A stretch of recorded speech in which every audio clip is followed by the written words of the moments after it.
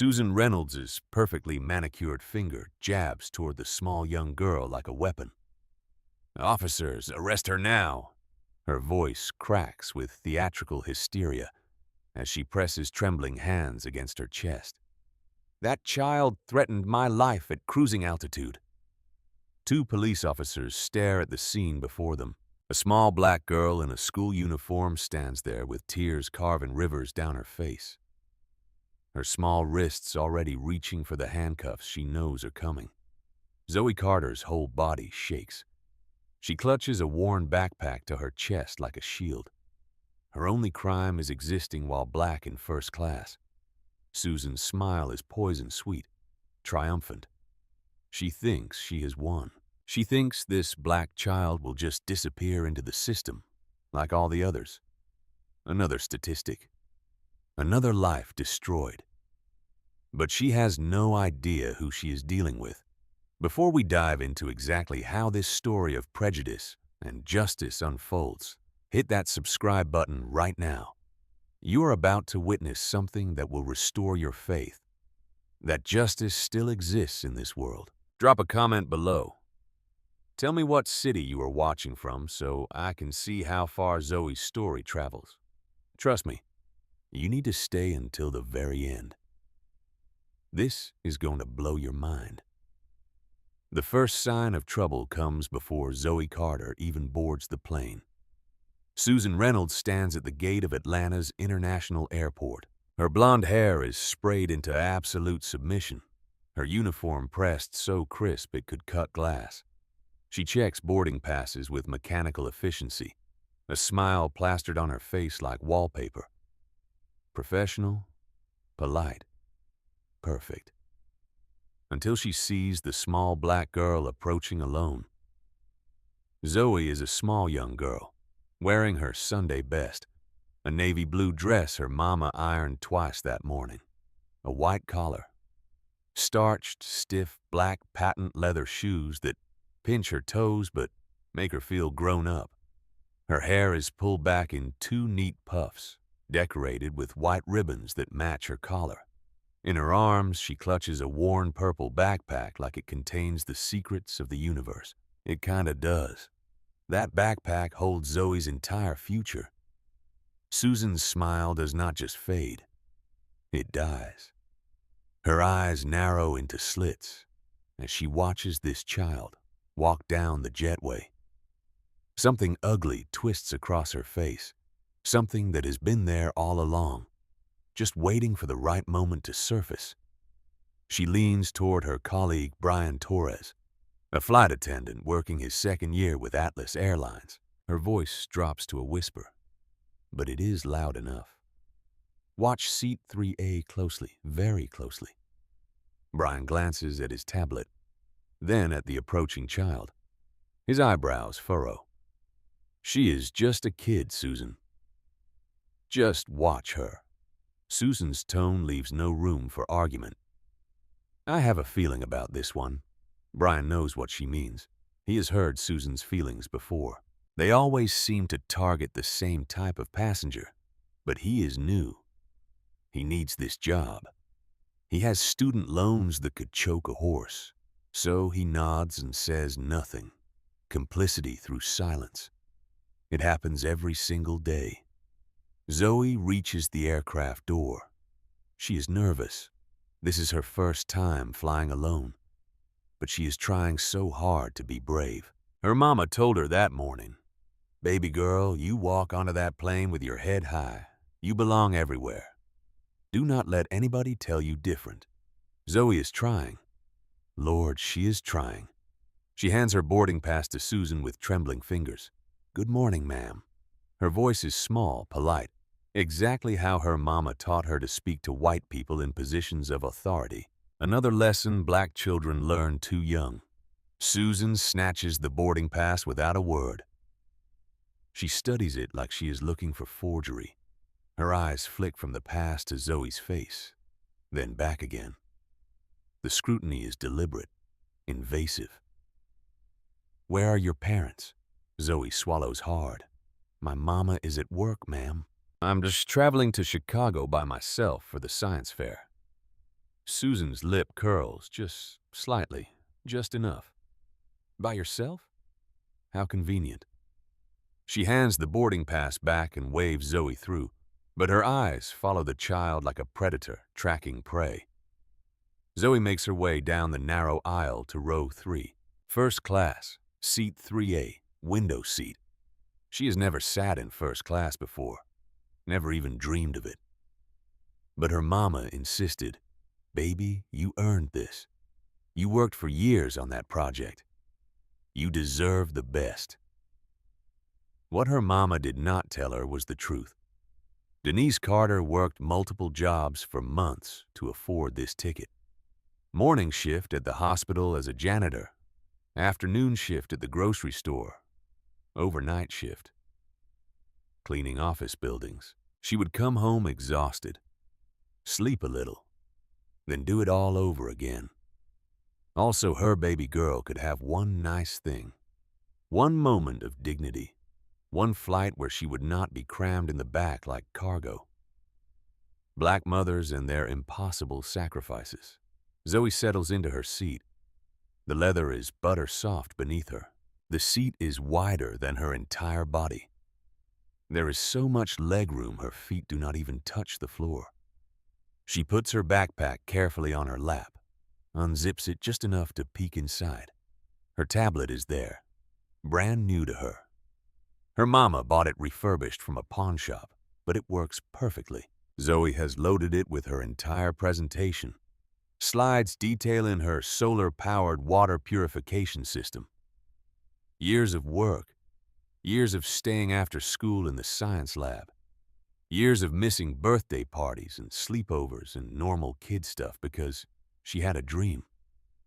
Next to the tablet, wrapped in a soft cloth, is her grandmother's bracelet, sterling silver, delicate as a spider's web. It was the only thing Grandma Rose owned that was worth anything, and she left it to Zoe in her will months ago. For when you do something special, baby. For when you make me proud. This science fair, the National Young Scholars Competition, is that something special. First place wins a full scholarship to any STEM program in the country. It is Zoe's ticket out. Her mama's sacrifice made real. The dream that black families killed themselves chasing. Education as the great equalizer. Or so they keep telling us. Zoe is just pulling out her tablet when a shadow falls across her seat.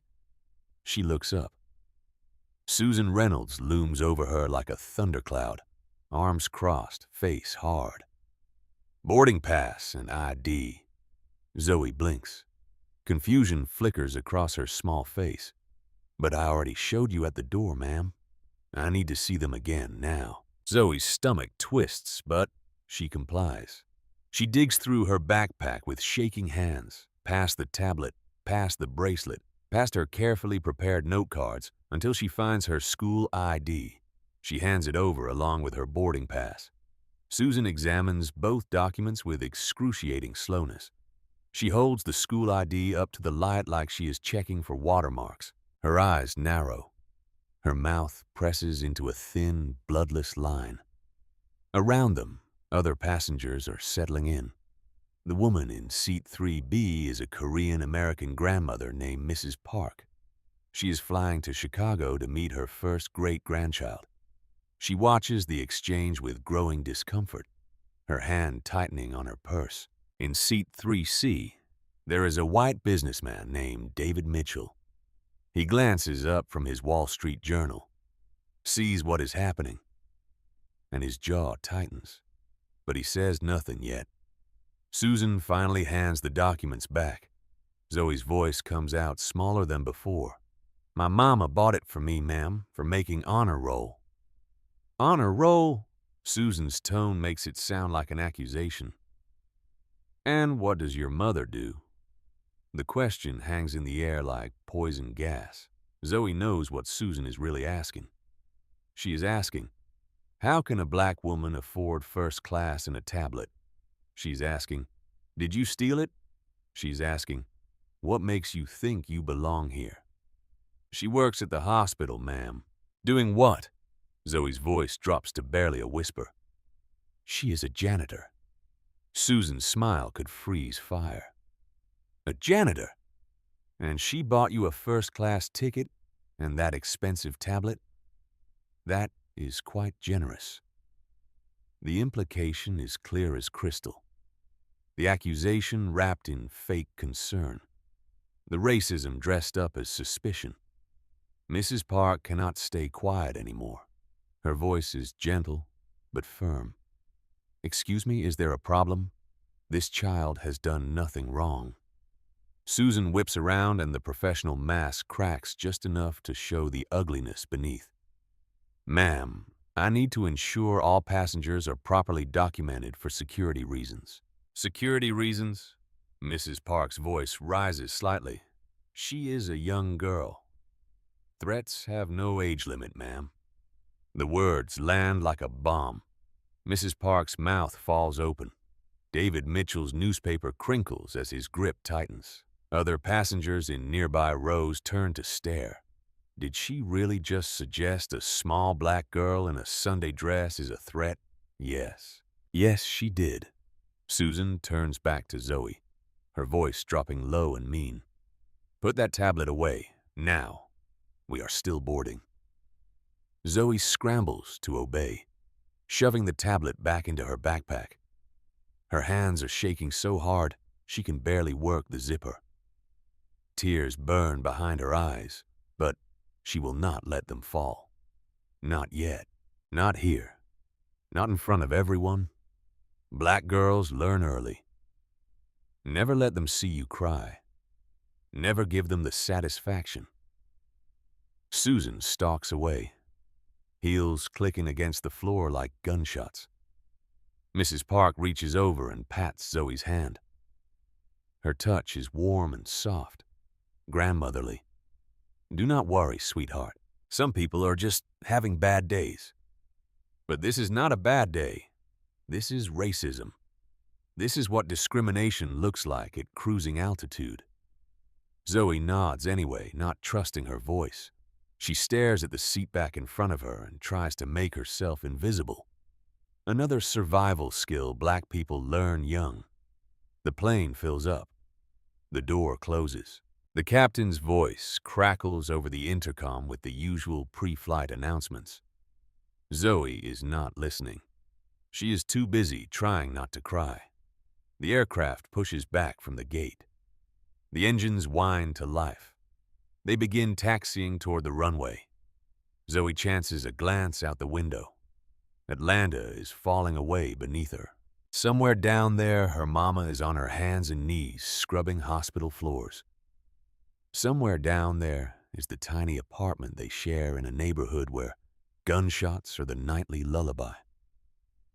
Somewhere down there is the life Zoe is trying so desperately to escape through education and hard work, and being twice as good to get half as far.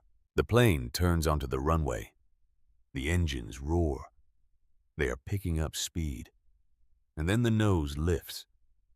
They are airborne. Zoe's stomach drops, and for just a moment she forgets everything else. She is flying. Actually flying. The world below looks like a patchwork quilt. Buildings shrinking to the size of toys. It is beautiful. It is magical. It lasts only a short while. Put that down immediately. Susan is back, looming over Zoe's seat like a bird of prey. Zoe has not even touched her backpack. She's just looking out the window. Ma'am? Zoe's voice is confused, scared. Hands where I can see them, now. Zoe's hands shoot into the air like she is being held at gunpoint, because in a way, she is. Susan's authority is a loaded weapon, and she is aiming it directly at this child's head. I was not doing anything, ma'am.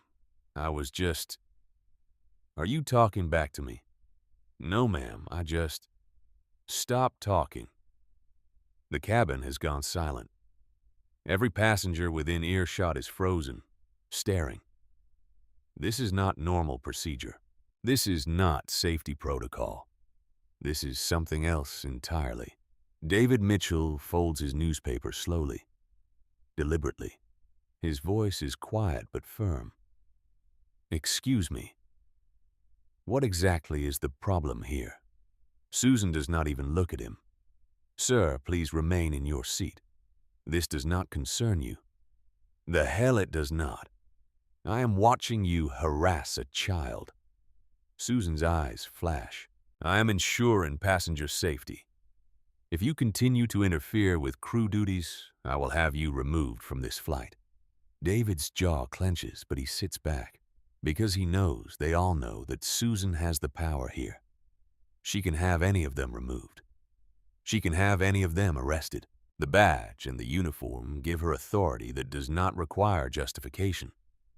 That is how systemic power works. It does not need to explain itself. The plane levels off. They reach cruising altitude. The seatbelt sign dings off. All around the cabin, passengers start pulling out laptops, tablets, phones. The businessman across the aisle opens his MacBook.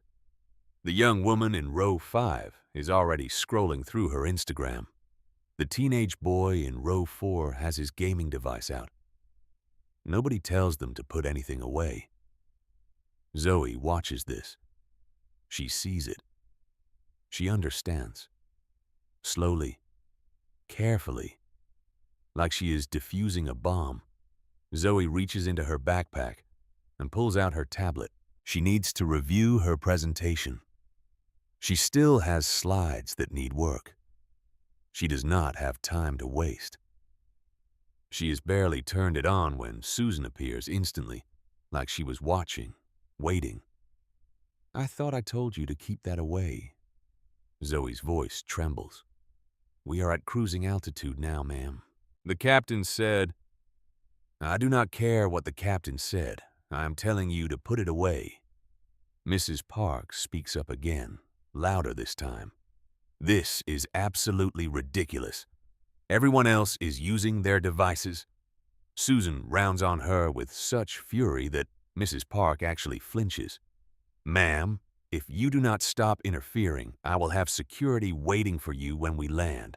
Mrs. Park falls silent, but her hand finds her phone in her purse. She unlocks it under the seat, opens her camera app, starts recording. Documentation. Evidence.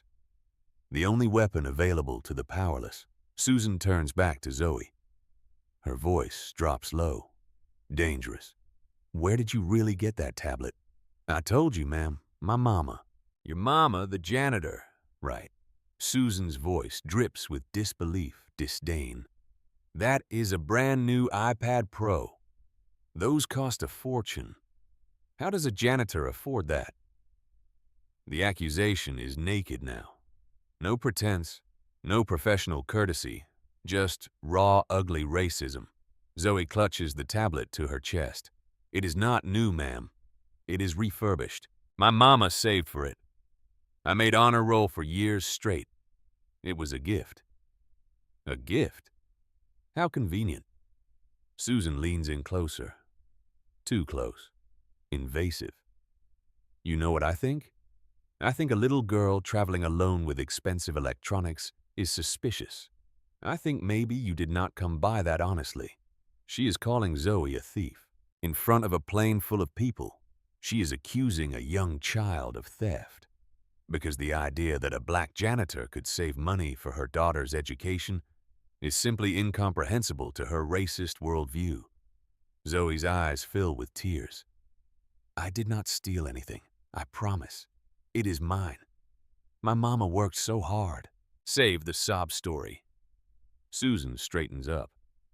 "Keep that device put away or I will confiscate it." "You cannot do that." The words burst out of Zoe before she can stop them. "It has my presentation, my science fair project. I need it." Susan's smile is pure venom.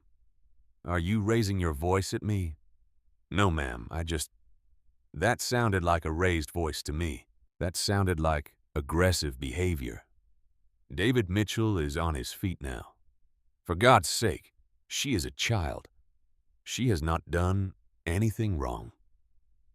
Other passengers are murmuring now, nodding. Agreement rippling through the cabin. This is wrong, leave the girl alone. Somebody should report this. But nobody does, not yet. They are uncomfortable. They see the injustice. But they are not willing to put themselves on the line, not willing to risk being the next target. So they whisper and they watch and they do nothing. That is how injustice perpetuates. Good people who see wrong but choose silence. Susan's radio crackles. Everything okay up there? She presses the button, her eyes never leaving Zoe. All good. Just ensuring compliance with safety regulations. Zoe puts the tablet away with shaking hands. She stares at her lap. Her small shoulders curve inward, like she is trying to fold herself into nothing, trying to disappear. It does not work. Susan is not done. Later, Zoe desperately needs to use the bathroom. She has been holding it since the gate, too scared to ask, but biology has limits. She waits until Susan passes with the beverage cart, raises one small hand timidly. Excuse me, ma'am, may I please use the restroom? Susan barely glances at her. Bathrooms are occupied. Zoe can see the front bathroom from her seat. The indicator light glows green, vacant, clear as day. But that one. Susan whips around so fast, Zoe actually shrinks back into her seat. Are you questioning me? No, ma'am, I just really need to. Return to your seat. You can wait. It is not a safety issue. It is not a procedure. It is cruelty, pure and simple. Punishment for daring to exist, for daring to question authority, for daring to be black in a space where Susan decided she doesn't belong. Zoe sits back down. Her face burns with humiliation. She presses her legs together and tries not to cry. Every passenger in the surrounding rows is watching, pitying her, but still nobody intervenes. Mrs. Park's phone is still recording. The video is already long, evidence of every interaction, every microaggression, every moment of targeted harassment. Time passes.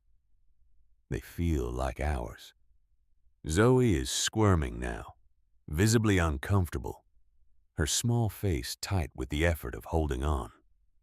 David Mitchell has had enough. His voice is loud, authoritative. Let the child use the bathroom. This is absurd. Susan turns to him with ice in her eyes. Sir, sit down or you will be reported for interfering with crew duties. Interfering? I am witnessing child abuse. That is a very serious accusation, and I will make it in writing if I have to. I am an attorney, and this is discrimination, plain and simple. Susan's jaw tightens, but she waves her hand dismissively at Zoe. Fine. Make it quick. Zoe practically runs to the bathroom. She is in there for barely a minute. When she emerges, her eyes are red. She has been crying. Quiet, desperate tears of humiliation. She returns to her seat without looking at anyone, stares at her hands, wishes she could melt into the floor. The beverage service continues. Susan moves down the aisle with her cart, all smiles for the other passengers. Orange juice, coffee, water. Her voice is sweet, professional, like the last stretch did not happen, like she did not just dehumanize a child. She reaches row 3. Zoe's voice is barely audible. Just water, please, ma'am. Susan pours water into a plastic cup, fills it almost to the brim, and then as she extends it towards Zoe, her hand tilts, just slightly, just enough. The water cascades across Zoe's lap, soaking through her Sunday dress, splashing onto her backpack on the seat beside her. No, Zoe gasps, jumping up. My tablet, my project. Her hands are shaking as she frantically unzips the backpack. Water is seeping through the fabric. She can see it darkening the canvas. Her notes, years of work, are getting wet.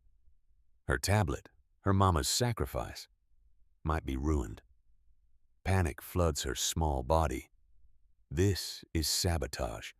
This is deliberate destruction. This is racism manifesting as violence. Sit down, immediately. Susan's voice cuts through the cabin like a whip. Zoe is crying now, full-on sobbing. You spilled water on my bag. My presentation is in there. My science project. Susan recoils dramatically. Her hand flies to her chest. Her face arranges itself into an expression of shock and fear. Are you threatening me? The cabin goes dead silent. Zoe's mouth drops open. What? No, I did not. This passenger just threatened a crew member. Susan's voice rises, theatrical and trembling. She is performing now, playing the frightened white woman menaced by the aggressive black child. A tale as old as racism itself. I did not threaten anyone. Zoe's voice breaks completely. You poured water on my bag on purpose. Everyone saw. David Mitchell is on his feet again, pointing at Susan. That is exactly what happened. You deliberately spilled that water. I saw it. We all saw it. Other passengers are nodding now, speaking up, finding their voices. She is right. The flight attendant did it on purpose. This is insane. That child has not done anything wrong. Somebody filmed this. Mrs. Park already is. Her phone is still recording. Every word, every moment, every lie. Susan grabs her radio with trembling hands. The trembling looks performative, fake. I need backup in the forward cabin. Passenger in 3A is aggressive and threatening. Another flight attendant appears from the galley, Brian Torres. He looks at the scene before him, a tiny young girl in a soaking wet dress sobbing, clutching a wet backpack. A dozen angry passengers all shouting the same thing. This is wrong. This is discrimination. This child did nothing. Brian's face shows confusion, doubt. He can see this does not add up. Susan, what happened? Susan's breathing is heavy now, really selling the performance. She became verbally abusive when I asked her to comply with safety regulations. She threatened me. Brian looks at Zoe, really looks at her. She is terrified, trembling, tears streaming down her face. Her Sunday dress ruined, her dreams possibly destroyed. She looks like exactly what she is, a child who has been terrorized. Maybe we should just handle your section. Susan's voice is sharp. I have got this under control. Brian backs away. He knows what he is seeing is wrong, but he needs this job. He has bills, he has rent, he has student loans, so he walks upon complicity right there, in real time. Suddenly, the captain's voice crackles over the intercom. Folks, we are going to be making an unscheduled landing in Indianapolis. We apologize for the inconvenience. The cabin erupts. Passengers groan, slam armrests, check their phones. But for Zoe, the entire world just collapsed. Her hands shake as she pulls out her phone. She opens her email with fingers that will not stop trembling. The registration confirmation for the National Young Scholars Science Fair stares back at her. The delay will make them arrive after the deadline. She will miss it. She will miss registration. She will miss everything. Years of work, her mama's sacrifice, the tablet, the dream of a better life. All of it gone. Destroyed by racism. Zoe's chest heaves. She cannot breathe. The tears will not stop. Her whole body shakes with sobs that come from somewhere deep and broken. My competition, she gasps between sobs. I worked so hard. My mama worked so hard. It is all gone. It is all. She cannot finish. The grief is too big for her small body to contain. Mrs. Park wraps her arms around Zoe's shaking shoulders, pulling her close. Sweetheart, what competition? What are you talking about? Zoe can barely speak through her hiccuping sobs. National Young Scholars Science Fair. If I do not register in time, she cannot continue. The words will not come. Just more tears, more grief, more rage that has nowhere to go. Mrs. Park's face hardens. She looks at Susan with pure fury. You just destroyed this child's future. Are you proud of yourself? Susan's response is cold, indifferent. I am ensuring passenger safety. That is my job. Your job! David Mitchell's voice is shaking with rage now. Your job is to harass children, to destroy their dreams, to abuse your authority. Other passengers are joining in now, finally. The chorus of outrage growing. This is racial profiling. Someone record this. I am calling the news. This is discrimination, and we all just watched it happen. The words are being said out loud now. Racial profiling, discrimination, the truth is being named. But it is too late for Zoe. The damage is done, and that is when he appears. The forward galley curtain pulls back, and a tall black man emerges. He is in his 50s, wearing the senior flight attendant uniform, salt and pepper beard, and an air of quiet authority that immediately commands attention. Raymond Ellis. He has been with Atlas Airlines for many years. He has seen everything. He has lived everything.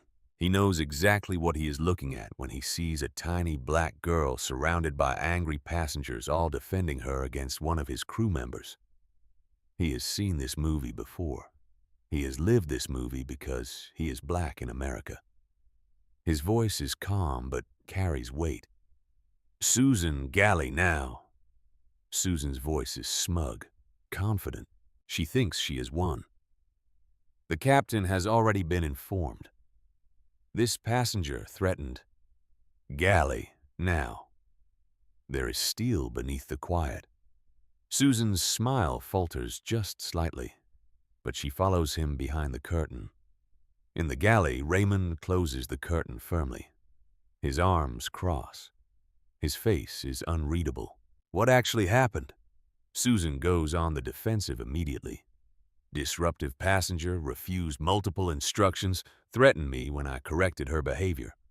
Raymond nods slowly, like he is considering this, like he might believe her. Then he says, I have been flying for many years, Susan. That is a child out there crying while a dozen passengers defend her. Want to try again? Susan's voice rises. How dare you question me? I followed protocol exactly. Protocol? Raymond's laugh is bitter. I have seen your protocol. Formal complaints, all from passengers of color, all mysteriously dismissed by middle management, all exhibiting the exact same pattern. Susan's face goes pale. I do not know what you are talking about. I have been documenting it. Every complaint, every incident, every pattern of behavior. Raymond leans in slightly. I called someone while you were out there performing your little victim routine. Someone who needs to know about this. Who? HR? They always side with crew. Higher than HR. Raymond's smile is quiet, knowing. Someone higher than HR.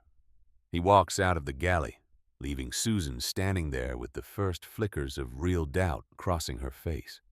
Raymond approaches row 3. He kneels down to get to eye level with Zoe. His presence is gentle, fatherly. This black man seeing this black child and knowing, really knowing exactly what she is experiencing. Hi, sweetheart, I am Raymond. Can you tell me what happened? Zoe is still hiccuping through her tears. Her voice is so small, so broken. I just wanted to study for my science fair. She kept asking about my tablet. Said my mama could not afford it, would not let me use the bathroom. Then she spilled water on my bag and said I threatened her. I promise I did not threaten anyone. I just wanted to go to my competition. The truth, simple and devastating. Mrs. Park speaks up, her phone visible now. I recorded everything. That flight attendant has been targeting this child from the moment she sat down. This is racial profiling. I will testify to it. David Mitchell pulls out his business card. I am David Mitchell, attorney. I will represent this child pro bono if needed. This is discrimination, and I have a dozen witnesses. Other passengers are nodding, offering to help, finally using their voices, finally taking action. Too late to prevent the harm, but not too late to demand justice. Raymond looks around at all these witnesses, all this evidence, all this truth. He pulls out his phone and steps away, makes a quick call. His voice is too low to hear, but his expression is serious, determined. The plane begins its descent. Through the window, Zoe can see Indianapolis getting closer. Not Chicago, not her science fair, not her future. Just Indianapolis. And on the tarmac below, police cars, their lights flashing red and blue. Zoe's breathing becomes rapid, shallow. She is hyperventilating. I cannot breathe, I cannot. Those words have become a rallying cry. Words that represent the suffocating weight of racism, the literal inability to draw breath under the boot of oppression. Mrs. Park rubs her back gently. Breathe with me, baby. In and out. In and out. You are going to be okay. But will she be? Black children who encounter police do not always make it home. The plane touches down. The engines roar in reverse. They taxi toward the gate, toward those flashing lights, toward whatever comes next. And Zoe Carter, young honor roll student, science fair champion, sits in her ruined Sunday dress with her possibly destroyed presentation and wonders if her life is about to end before it ever really began. The aircraft door hisses open before the plane is even fully stopped.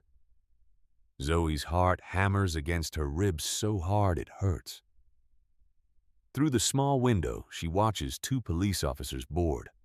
One is a black woman in her 30s with kind eyes and a gentle demeanor. The other is an Asian man in his 40s. His expression unreadable. Susan rushes forward immediately, her hands wrung together in a performance of distress that would make a soap opera actress jealous. Officers, thank God you are here. Her voice trembles with theatrical precision. The passenger in 3A has been disruptive and threatening throughout the entire flight. She refused crew instructions multiple times and verbally threatened my safety. The female officer, Officer Harris, glances past Susan.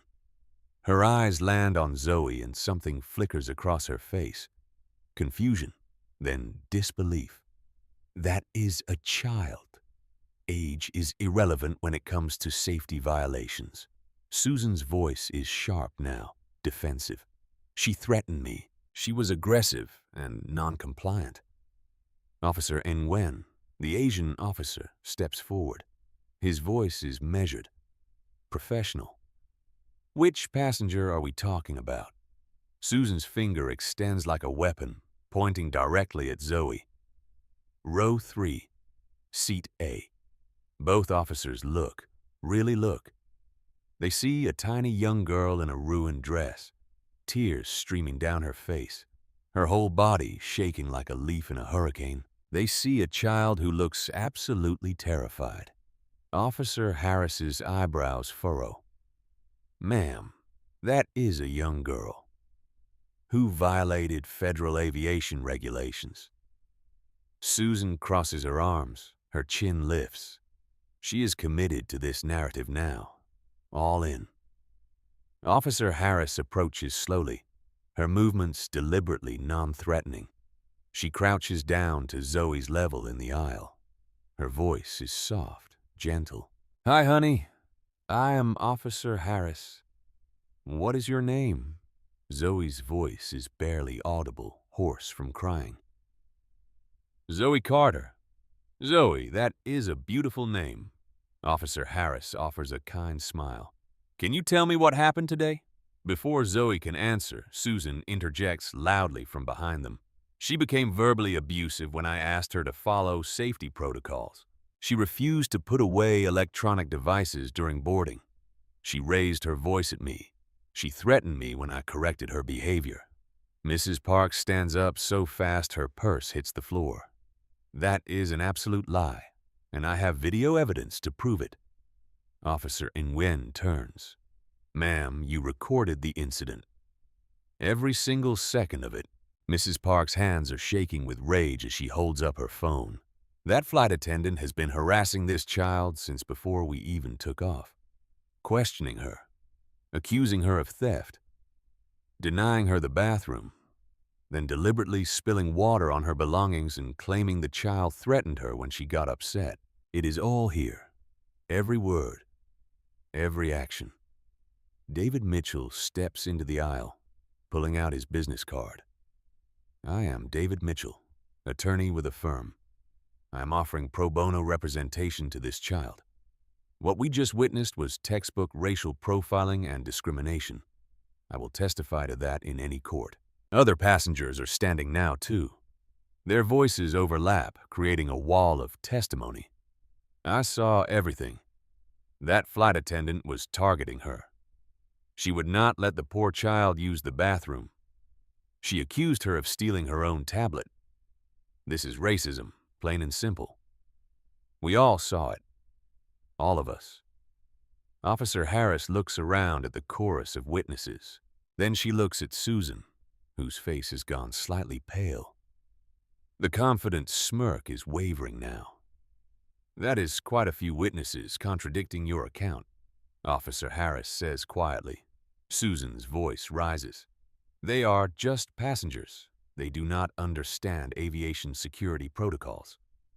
I understand child abuse when I see it. This from an elderly white woman in row 5. Her voice shakes with anger. I am a retired school principal. I have worked with children for decades. That child did nothing wrong and you know it. Officer Nguyen pulls out a notepad. Ma'am, I'm going to need to see that video.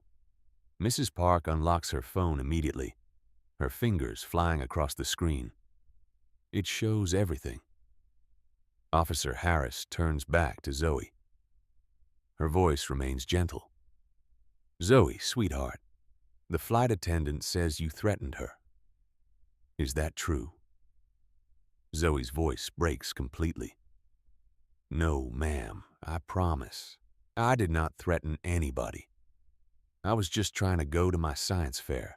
She kept asking me about my tablet, saying my mama could not afford it. And then she spilled water on my backpack where my project is, and I got scared it was ruined. I did not threaten her. I just said she spilled it. That is all. The tears come harder now. Her small shoulders shake with the force of them. My mama worked multiple jobs to buy me that tablet.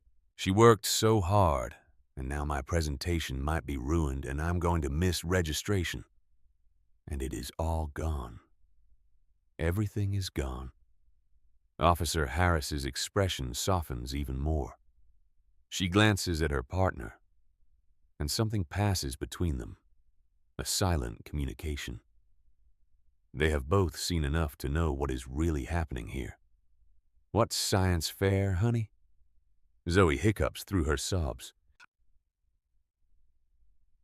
National Young Scholars Competition in Chicago. Registration closes soon. I'm going to miss it now. I'm going to miss everything. She pulls out her phone with trembling hands and shows Officer Harris the email, the registration confirmation, the deadline. Officer Harris reads it, checks the time on her own watch. Her jaw tightens. Officer Nguyen, we need to talk. Now. The two officers step away, conferring in low voices near the galley. Zoe watches them with huge, terrified eyes. She has never been in trouble before, never even had detention. Now there are police officers here because of her, and her whole future is crumbling. Mrs. Park sits back down and wraps her arm around Zoe's shoulders. You are going to be okay, baby. The truth is going to come out. But Zoe cannot stop crying. It does not matter anymore. Even if they let her go right now, she will never make it to Chicago in time. She is done. It is over. David Mitchell pulls out his phone. I'm calling my office. We are going to file a complaint against this airline and that flight attendant personally. This is actionable discrimination. From the galley, Raymond appears again. He walks straight to the officers who are still conferring near the front of the cabin. Officers, I am Raymond Ellis, senior flight attendant. I need to provide additional context. Officer Nguyen nods. Go ahead. Raymond pulls out his own phone, scrolling through files. I have been documenting Susan Reynolds' behavior for months.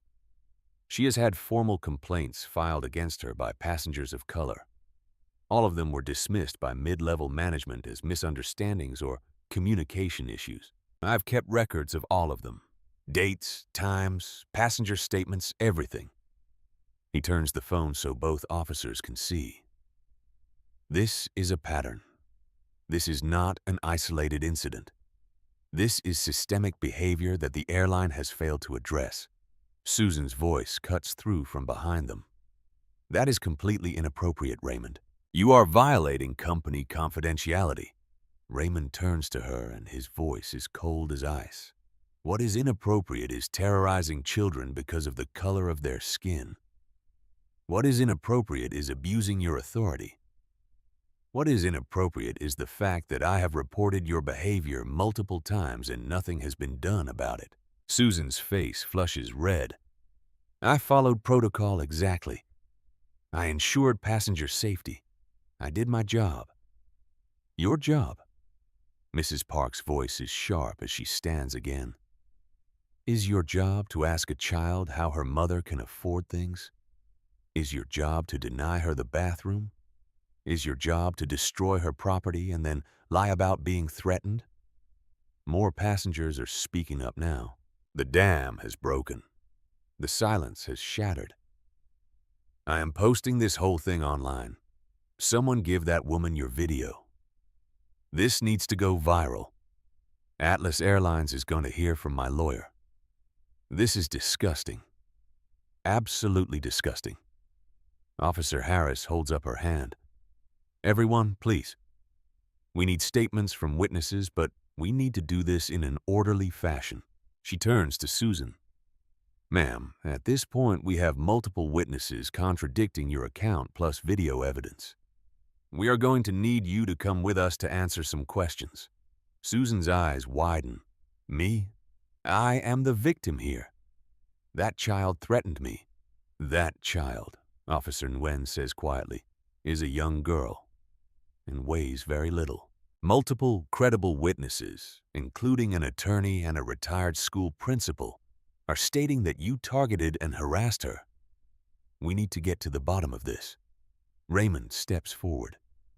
His voice is calm but carries absolute authority. Officers, I made a phone call before we landed. Someone is waiting in the terminal who needs to be part of this conversation.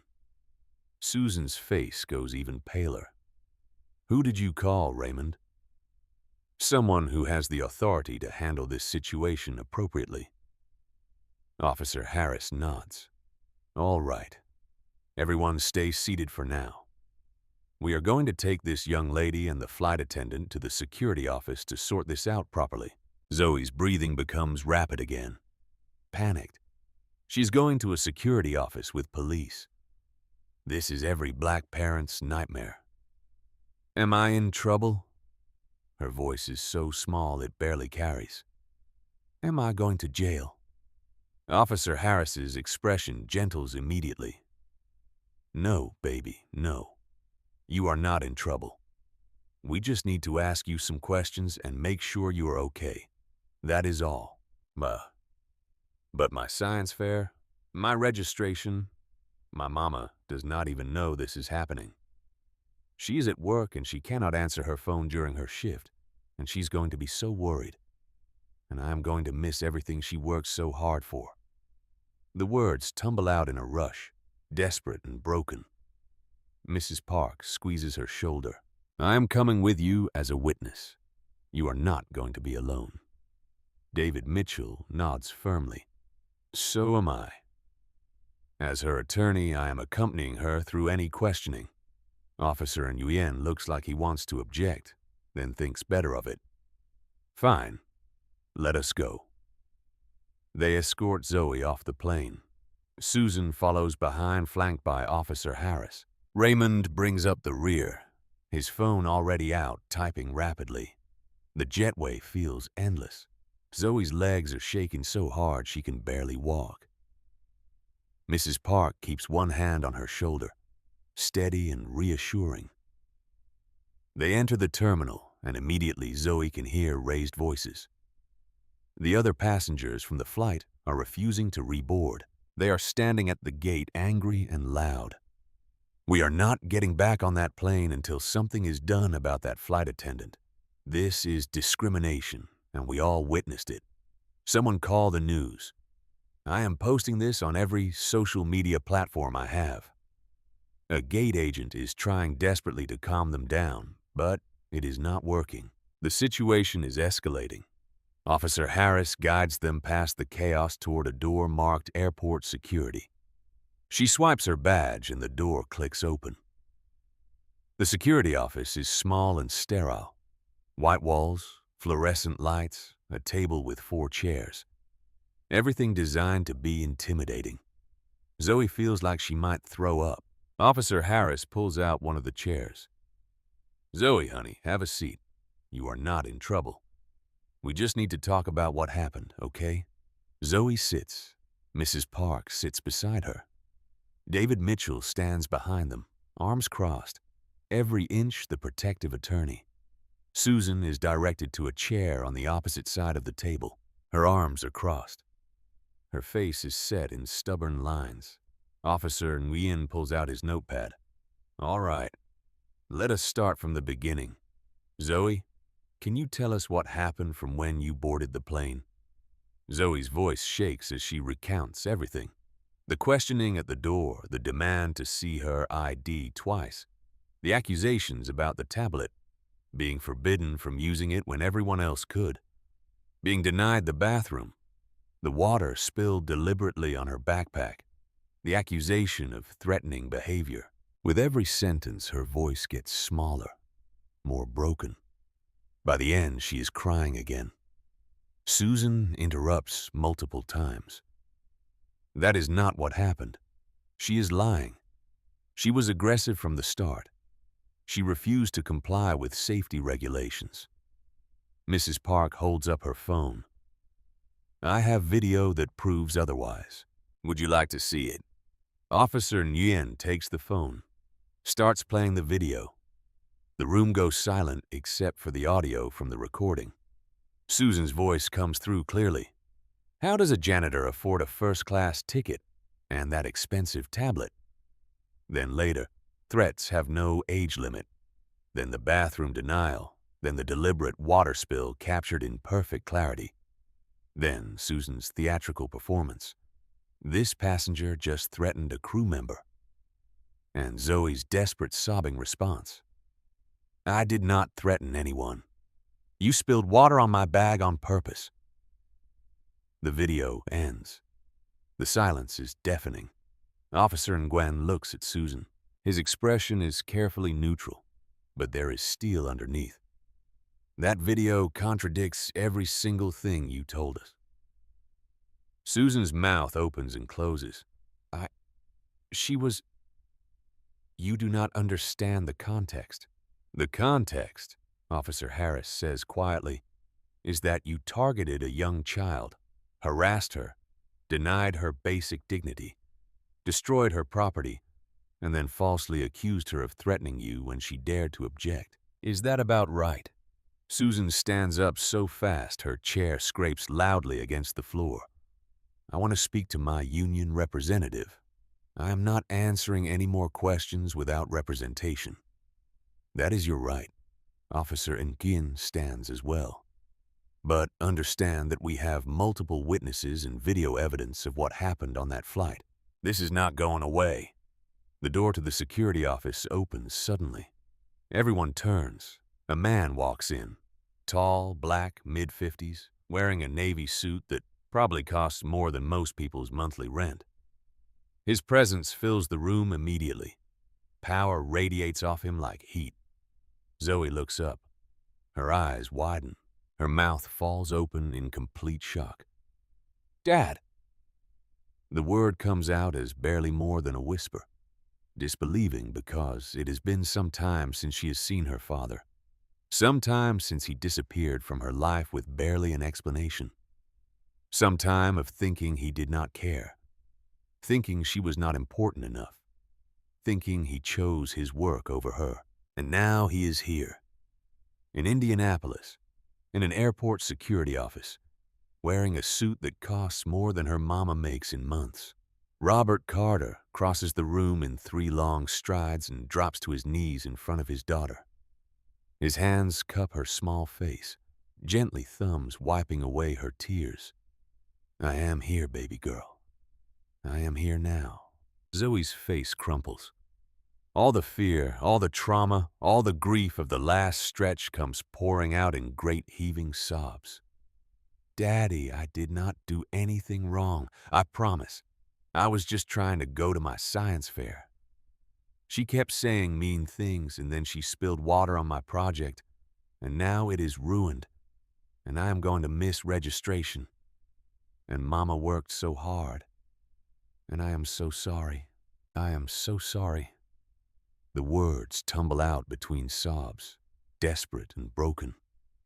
Robert pulls her into his arms, holding her tight. His voice is thick with emotion when he speaks.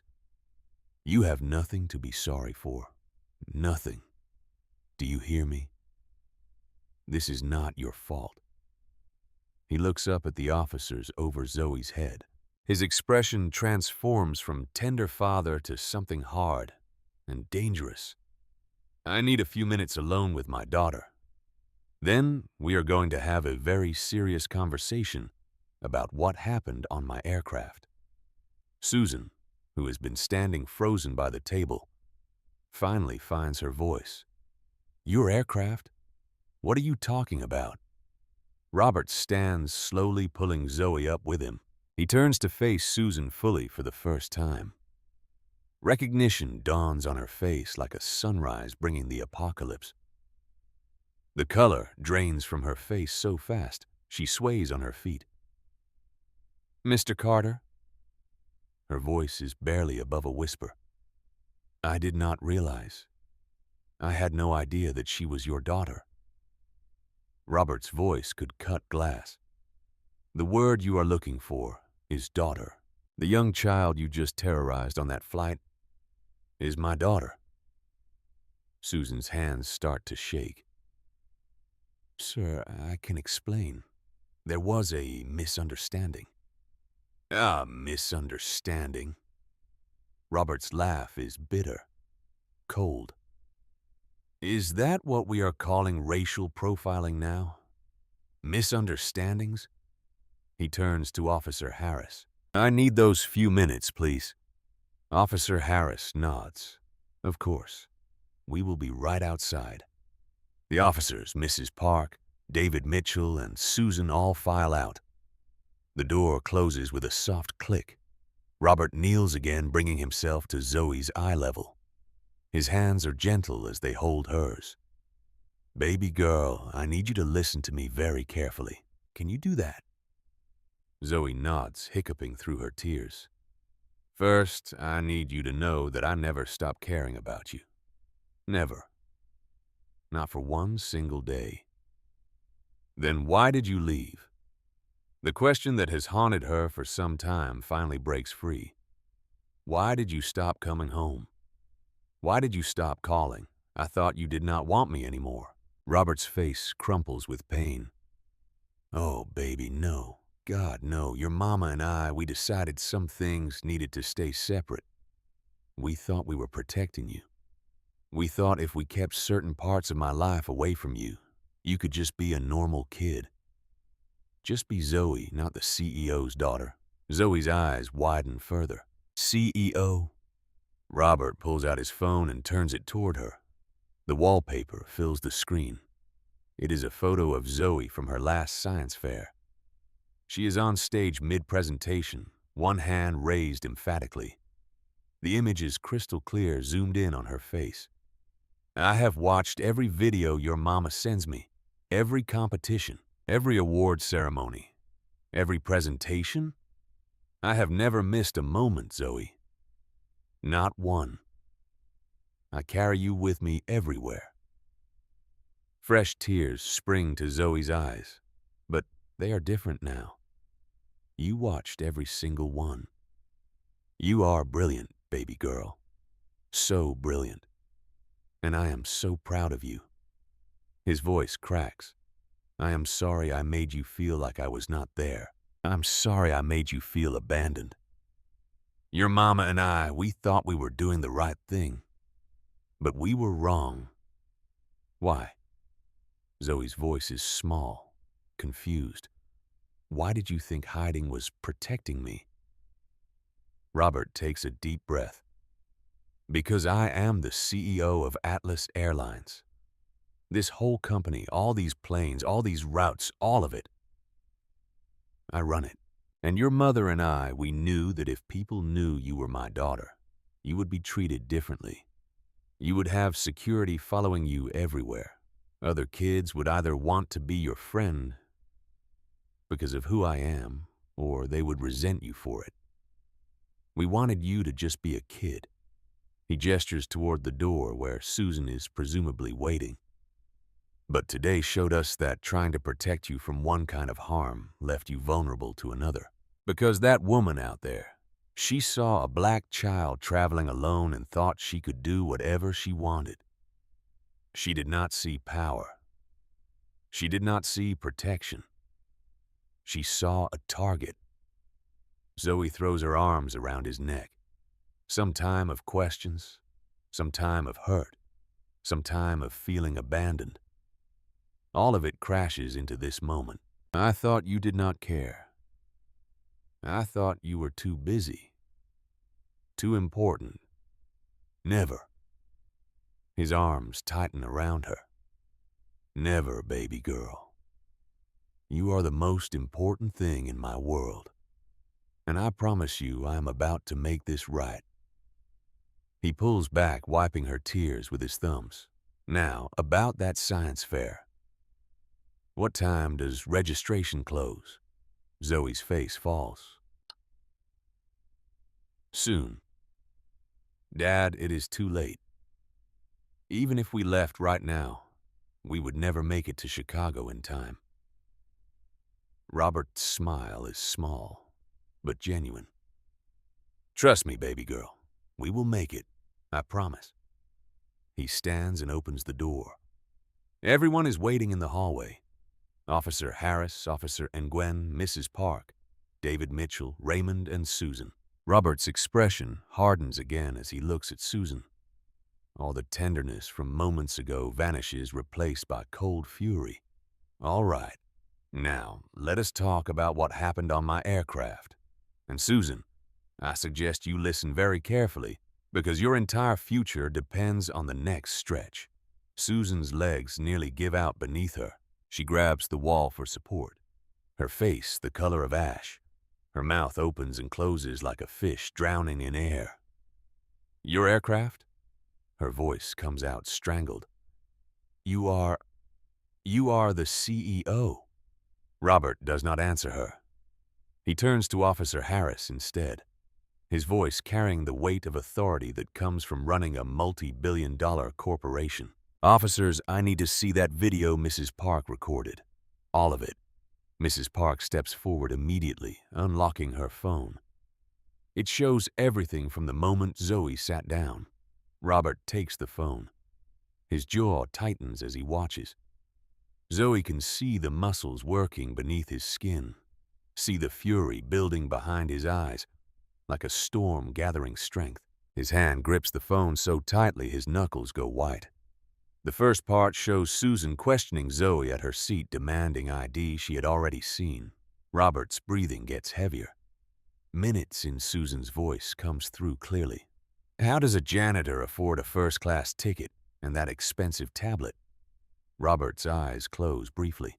When they open, there is something dangerous there. Later, Zoe's small voice, "May I please use the restroom?" And Susan's cruel response, "You can wait." Robert's free hand clenches into a fist. The bathroom denial scene plays out, Zoe squirming in her seat, Susan's deliberate cruelty, the humiliation written all over his daughter's face. Then, the water spill. Captured in perfect, damning clarity. Susan's hand tilting deliberately, the water cascading across Zoe's lap and backpack. Zoe's desperate cry, "My tablet, my project." And finally, Susan's theatrical performance. This passenger just threatened a crew member. The video ends. Robert hands the phone back to Mrs. Park with careful, controlled movements. When he speaks, his voice is quiet, deadly. "Susan Reynolds, do you understand what you have done?" Susan's voice comes out in a rush, desperate and pleading. "Mr. Carter, please.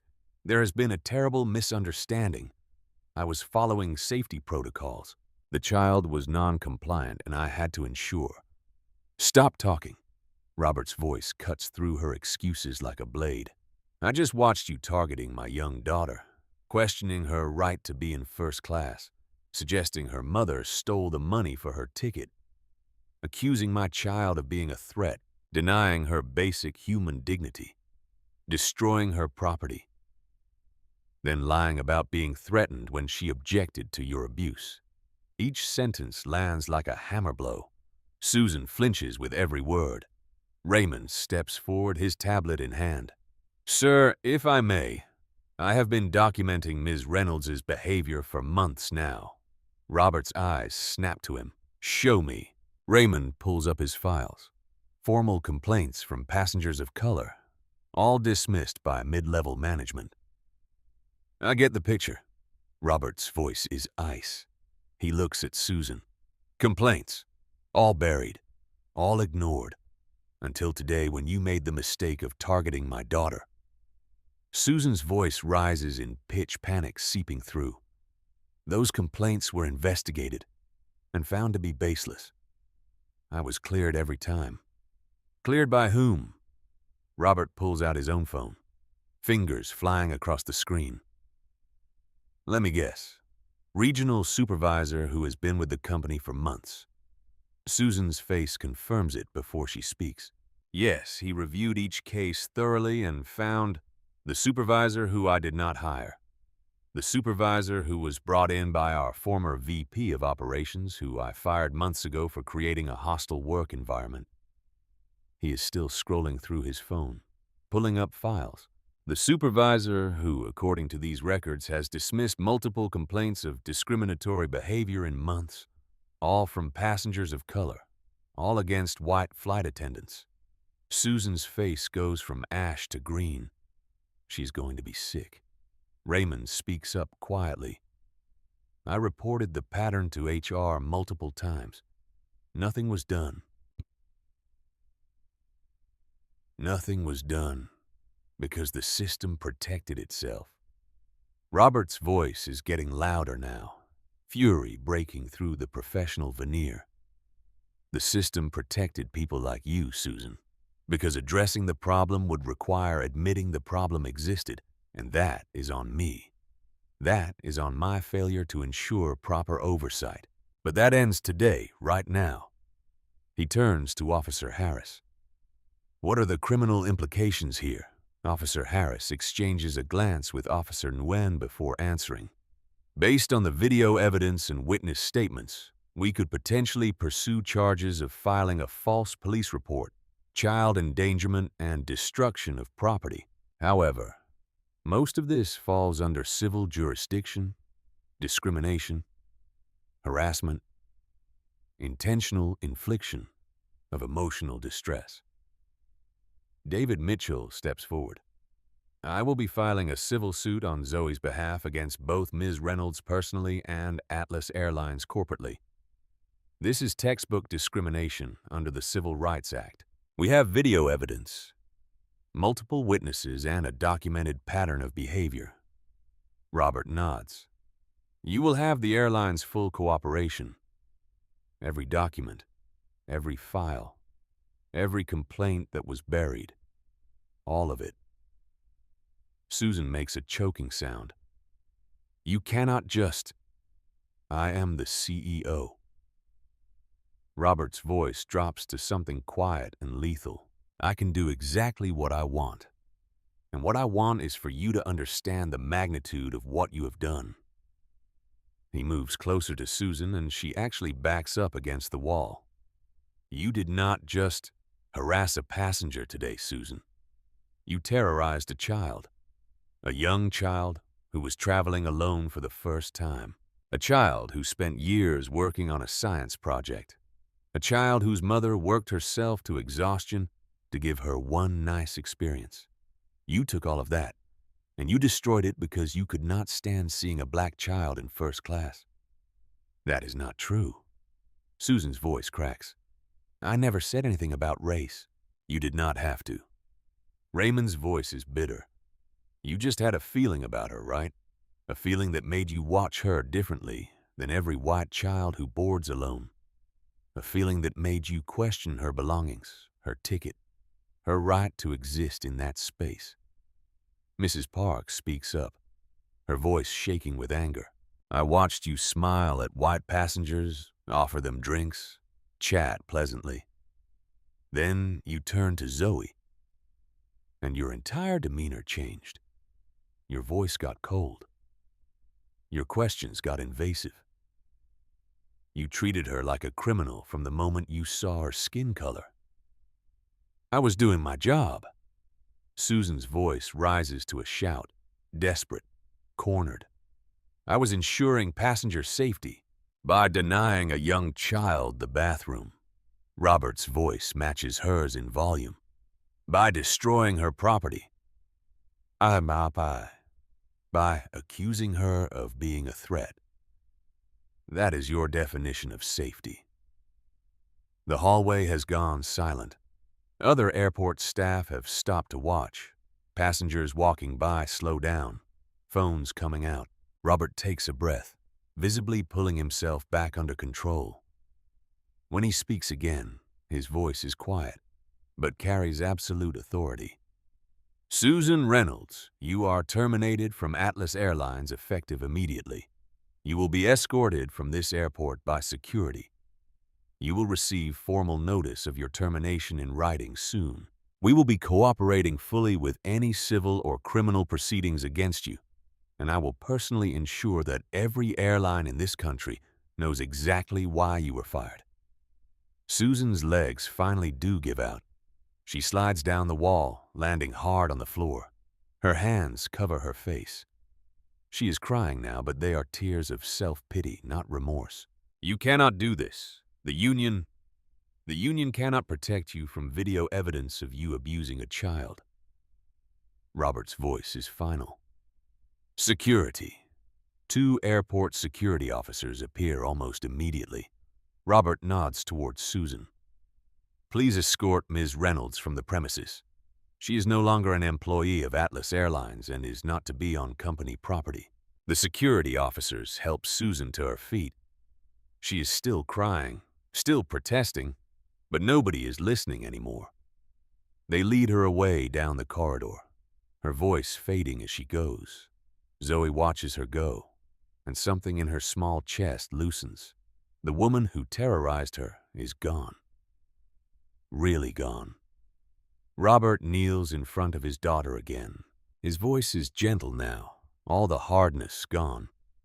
Baby girl, I need to ask you something important. That tablet and your presentation, how bad is the damage? Zoe's face falls. She had almost forgotten in the chaos. I do not know. There was so much water. My backpack got soaked. I have not checked yet because I was too scared. Can you check now? Zoe's hands shake as she unzips her backpack. The inside fabric is definitely wet. She carefully pulls out her tablet, unwrapping it from the cloth she had protected it with. The cloth is damp, but not soaking. She powers on the tablet.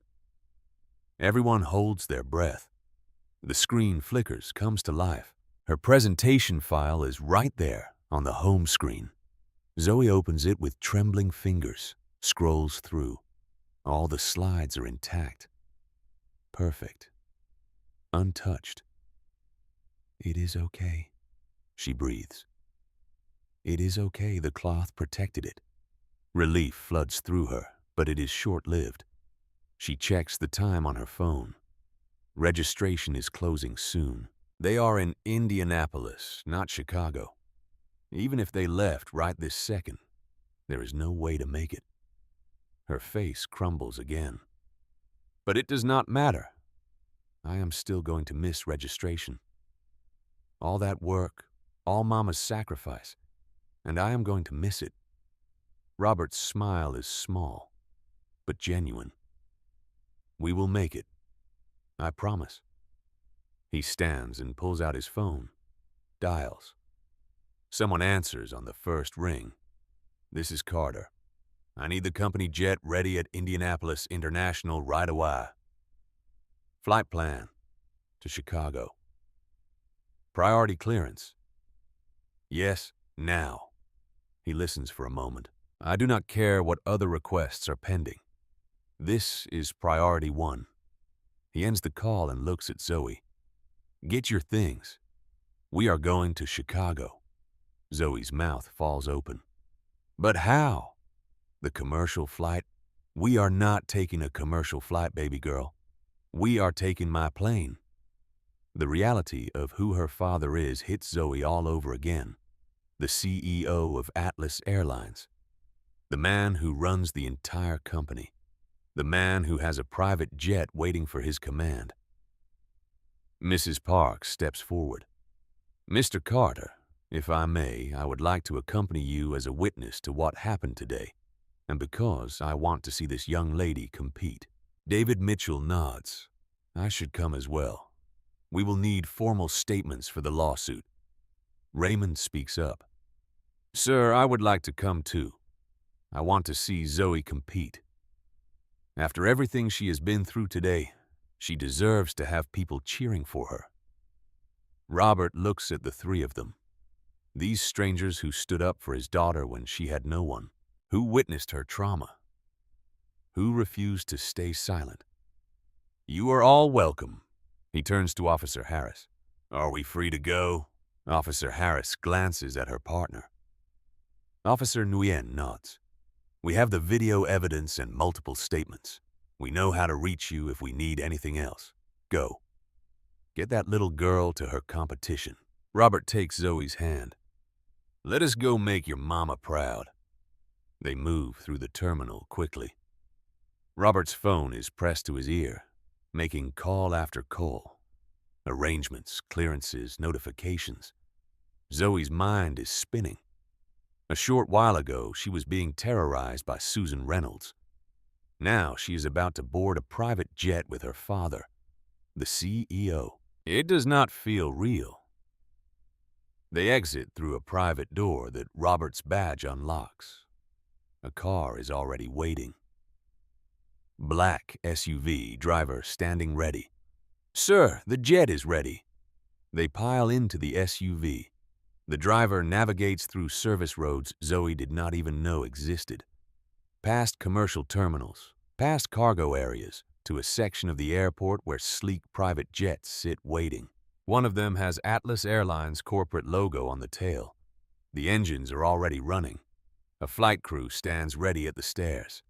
Zoe's eyes are huge. That is your plane. One of them. The company has a few. This is the smallest. Robert helps her out of the SUV. Come on, we have a deadline to beat. They climb the stairs. The interior is nothing like the commercial flight Zoe was on earlier. Cream leather seats, polished wood accents, carpet so plush Zoe's feet sink into it. A flight attendant greets them. Young black woman, professional and warm. "Good afternoon, Mr. Carter. We are ready for immediate departure." "Thank you. This is my daughter, Zoe, and our guests. We need to be wheels up soon." They settle into seats. Zoe is trying to process everything. Raymond sits across from her, smiling gently. "You doing okay, sweetheart?" Zoe nods, not trusting her voice. Mrs. Park takes the seat beside her. "That is quite a father you have." "I did not even know," Zoe whispers. "I did not know any of this. I thought he just did not care." Robert overhears. He has been on his phone. But he ends the call and moves to kneel beside Zoe's seat. "I need you to understand something, baby girl. Your mama and I, we made a lot of decisions we thought were protecting you. We kept you away from this world because we wanted you to be normal. To be just Zoe. But what we did not account for was that being black. In America means you are never safe from racism, no matter how much we try to shield you." His voice breaks slightly. "I am sorry I was not there. I am sorry you felt abandoned. I am sorry that my attempts to protect you left you vulnerable. But I am here now, and I promise you I will spend the rest of my life making this right." Zoe throws her arms around his neck. "I love you, Daddy. I love you too, baby girl. So much." He holds her tight for a long moment, then pulls back. "Now, let us get you to that competition." The pilot's voice comes over the intercom. "Mr. Carter, we are cleared for takeoff." Robert returns to his seat and buckles in. The plane begins to move, taxiing toward the runway. There is no waiting, no queue. They go straight to the front of the line. The engines roar. They accelerate, and within seconds they are airborne. Zoe watches Indianapolis fall away beneath them. Somewhere down there, Susan Reynolds is probably still crying about losing her job. Somewhere down there, the commercial flight is probably still sitting at the gate, delayed. But Zoe is here, in the air, heading to Chicago with her father, with people who stood up for her, with her future still possible. The flight is short. They land at Chicago Midway. There is a car waiting. Robert checks his phone. The convention center is not far. They pile into another black SUV. The driver does not waste time. They navigate through Chicago streets with impressive speed, using routes Zoe did not know existed.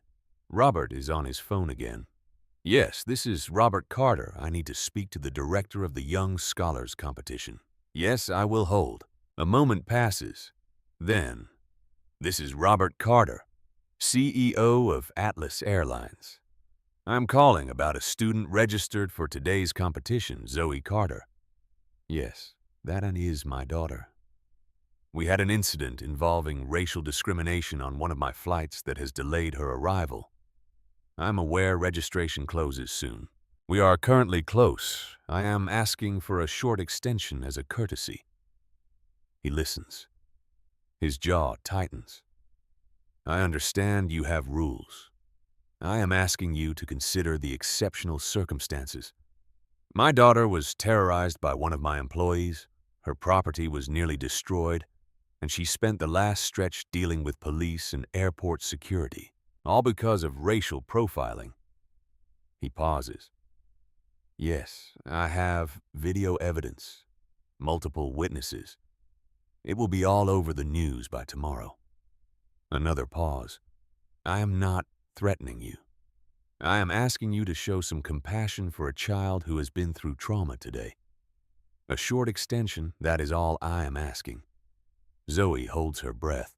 Mrs. Park squeezes her hand. Finally, Robert's expression shifts. "Thank you. We will be there soon. I appreciate your understanding." He ends the call and looks at Zoe.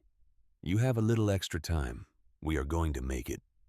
The driver navigates through downtown Chicago. They hit traffic. Construction zone. Cars barely moving. The driver's voice is calm. Alternate route, sir. Whatever is fastest. They veer off onto side streets. The SUV weaves through residential areas, runs a yellow light, then another. They pull up to the front entrance. Robert is out before the car fully stops, opening Zoe's door. Run, baby girl. We will be right behind you.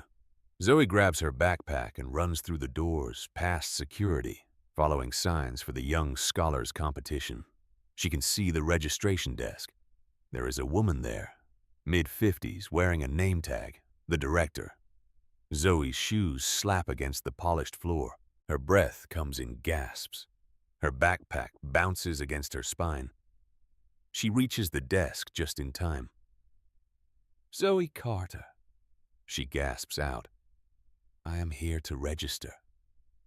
The director looks at her, takes in the ruined dress, the tear-stained face, the desperate expression.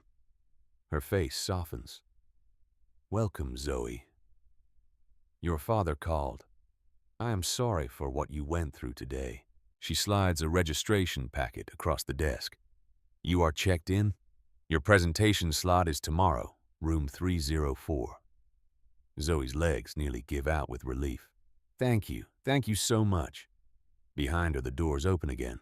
Her father, Raymond, Mrs. Park, and David Mitchell all appear slightly out of breath. Robert approaches the desk. Thank you for the courtesy. Mr. Carter, after hearing what your daughter went through today, it was the least I could do. She looks at Zoe. Young lady, I expect great things from you tomorrow. Zoe finds her voice. It is stronger now, steadier. You will not be disappointed, ma'am. I promise. They step away from the desk. Zoe clutches her registration packet to her chest like it might disappear. She looks up at her father, at the people who stood up for her, at the strangers who became her champions.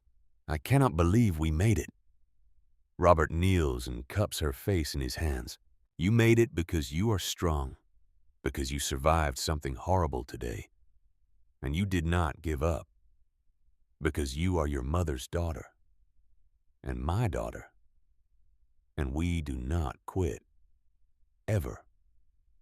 Zoe's eyes fill with tears again, but they are different now. Not grief, not fear, something else entirely. Tomorrow, she says quietly. Tomorrow I'm going to show them what a janitor's daughter can do. Robert's smile is proud. Tomorrow you are going to change the world, baby girl. I believe it with everything in me. And for the first time all day, Zoe believes it too.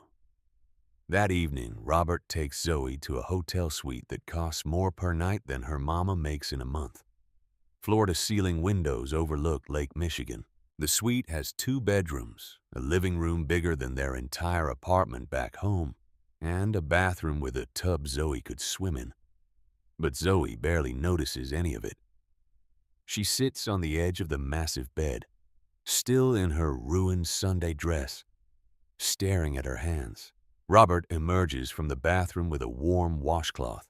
He kneels in front of his daughter and gently starts wiping the tear stains from her face. Talk to me, baby girl. What is going on in that brilliant mind of yours? Zoe's voice is small.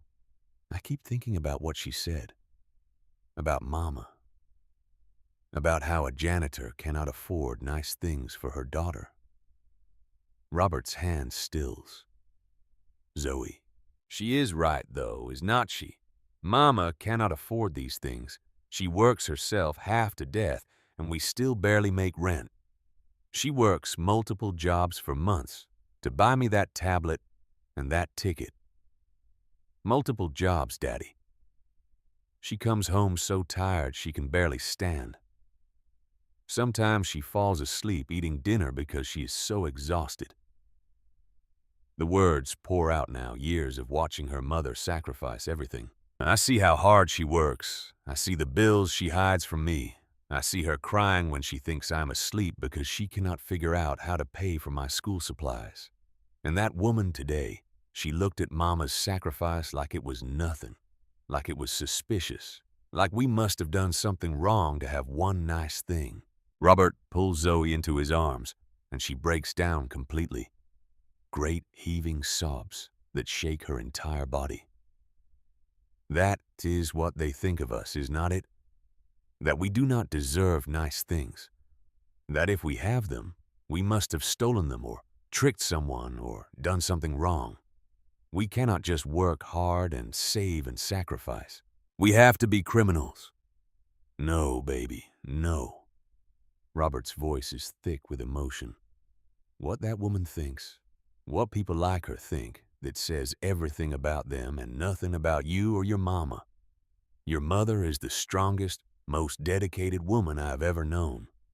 What she has done for you, the sacrifices she has made, that is love, pure love, and you deserve every good thing she has given you. Zoe pulls back, wiping her eyes. Then why are you not with us? If you love Mama so much, why did you leave? The question hangs in the air like smoke. Robert's face shows pain so raw it hurts to look at. Your mama and I, we loved each other. We still do. But sometimes love is not enough when two people want different things. He takes a shaky breath. After your grandma Rose died, your mama wanted to slow down. She wanted family time. She wanted me home more. And I was building this company, working long hours, traveling constantly. We fought about it a lot. He stands and walks to the window, looking out at the city lights.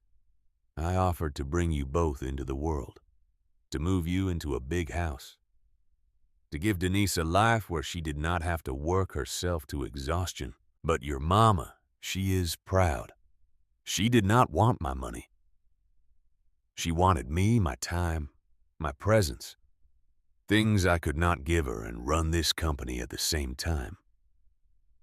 Zoe's voice is quiet. So you chose the company. Robert turns and there are tears in his eyes. I chose wrong. I thought I was building something for our future, something that would give you opportunities and security. But what your mama understood and I did not is that you needed a father, not a bank account. You needed me there for science fairs and birthday parties and Tuesday night dinners. And I was not. I failed you both. He comes back and sits beside her on the bed. Your mama and I agreed to separate. She did not want you growing up in the spotlight of being the CEO's daughter. She wanted you to have a normal childhood, to be just Zoe. And I thought if I stayed away, if I sent money and watched from a distance, that was protecting you. But today showed me how wrong I was. Zoe is crying again, but softer now. I needed you, Daddy. I needed you so many times, and you were not there. I know. And I am sorry. I am so, so sorry. He takes her hands in his. But I am here now. And if you will let me, I want to be here from now on. Not just the CEO who sends checks, but your dad. At your competitions. At your award ceremonies. At Tuesday night dinners. What about Mama? What about the company? Robert's smile is sad. Your mama and I, we are not getting back together. Too much time has passed, too much hurt. But we can co-parent. We can both be there for you. And the company, I have got good people. I can delegate more. I can be present in your life and still do my job. I just have to make you the priority, like I should have from the beginning. Zoe throws her arms around him again. I want that. I want my dad back. You have got me, baby girl. I promise. They sit like that for a long moment. Then Robert's phone buzzes. He checks it and his expression changes. Your mama is calling. Zoe's eyes widen. You told her what happened? I texted her when we were on the plane, told her you were safe and with me and that we would call when you were settled. He answers the phone. Denise. Even from where Zoe sits, she can hear her mother's voice, high-pitched and panicked. What the hell happened? Your text said Zoe was with you and there was an incident. Robert, I swear to God, if something happened to my baby, she is okay, Denise. She is right here, safe. But there was an incident on the flight. Robert puts the phone on speaker. Zoe's voice comes out shaky. Hi, Mama. Baby girl, are you okay? What happened? Between Zoe and Robert, they explain everything. The harassment, the accusations, the water spill, the false threat claim, the police, the diversion. Denise's response is a string of profanity that would make a sailor blush. Then she is crying. My baby, my sweet baby girl. Did they hurt you? Did they touch you? No, Mama. They just scared me, and they almost ruined my presentation. But Daddy got me here. We made registration. Daddy? Denise's voice catches on the word. Robert, you are there. I am here. Raymond called me. I flew to Indianapolis immediately. There is a long pause. When Denise speaks again, her voice is softer. Thank you. Thank you for being there when I could not be. Denise, we need to talk about how we have been handling things, how we have been keeping Zoe separated from my world. Today showed me that we cannot protect her from racism by pretending she does not have a father who has resources. We just left her vulnerable. I know. Denise's voice breaks. I've been thinking the same thing since I got your text. We tried so hard to give her a normal life, but there is no normal life for black children in America. They come for us no matter what. Rich, poor, middle class, does not matter. They see the skin first. Zoe speaks up. Mama, I am okay, really. And tomorrow I'm going to compete and I'm going to win for you, for all those double shifts, for everything you gave up. Denise is crying harder now. Baby, you do not owe me anything. You owe me nothing. You compete for yourself, for your dreams. You have earned this. I earned it because you made it possible, and I would do it again in a heartbeat. Denise takes a shaky breath. Put your father back on. Robert takes the phone off speaker and walks into the other room. Zoe can hear the murmur of his voice, but not the words. The conversation lasts a while. When he returns, his expression is unreadable. Your mama and I are going to talk more, work things out, figure out how to do this better. He sits back down beside her. But right now, you need to eat something and get some sleep. Big day tomorrow. As if on cue, there is a knock at the door. Room service. Robert must have ordered while Zoe was talking to her mother. They bring in enough food for several people. Burgers, fries, chicken tenders, pasta, salad, fruit, dessert. Zoe realizes she has not eaten since breakfast. She is starving. They eat together. And for the first time all day, Zoe feels almost normal. Her father asks about her project. She explains the solar-powered water purification system, getting more animated as she talks. By the end, she is using French fries to demonstrate the filtration process. Robert watches her with such pride it is visible. Your mama told me about this project, but hearing you explain it, seeing your passion, that is something else entirely. You are going to change lives with this, Zoe. Real lives. That is the goal. There are so many communities without clean water. I read that contaminated water kills more people every year than war. If I can create something affordable and sustainable, something that runs on solar power, so it works even in places without electricity. She stops, suddenly shy. Sorry, I get carried away. Do not apologize. Never apologize for being brilliant and passionate. That is what is going to make you great.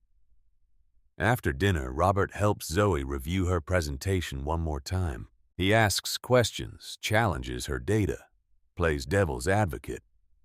By the end, Zoe's answers are sharper, her arguments stronger.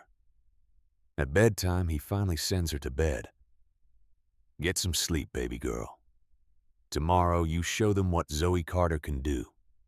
Zoe brushes her teeth and changes into the pajamas Robert had delivered to the room, along with a whole wardrobe of new clothes. She climbs into the massive bed. But sleep does not come. Her mind keeps replaying the day. Susan's cruel words, the fear when the police boarded, the grief of thinking everything was lost, then her father appearing like something out of a dream, the private jet, making registration just in time. It is too much, too big. Her brain cannot process it all. Later, she gives up on sleep and pads into the living room. Robert is still awake, sitting by the window with his laptop, working. He looks up when he hears her. Cannot sleep? Zoe shakes her head and curls up beside him on the couch. My brain will not turn off. Robert closes his laptop and wraps an arm around her. Mine either. Want to talk about it? I keep thinking about all the other kids like me, the ones who do not have a dad who is a CEO. What happens to them when Susan Reynolds spills water on their stuff and lies about them? They just lose everything, do not they? Robert is silent for a long moment. Yes, most of the time they do. And that is not right. That is not justice. So what do we do about it? Robert looks at his daughter and something shifts in his expression. What do you want to do about it? Zoe sits up straighter. I want other kids to be protected.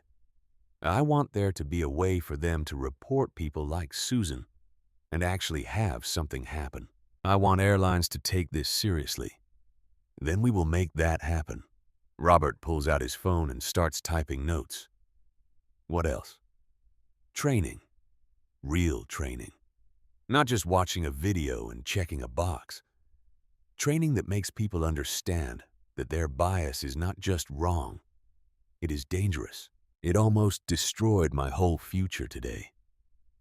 Robert's fingers fly across his phone screen. What else? Zoe is getting more animated now.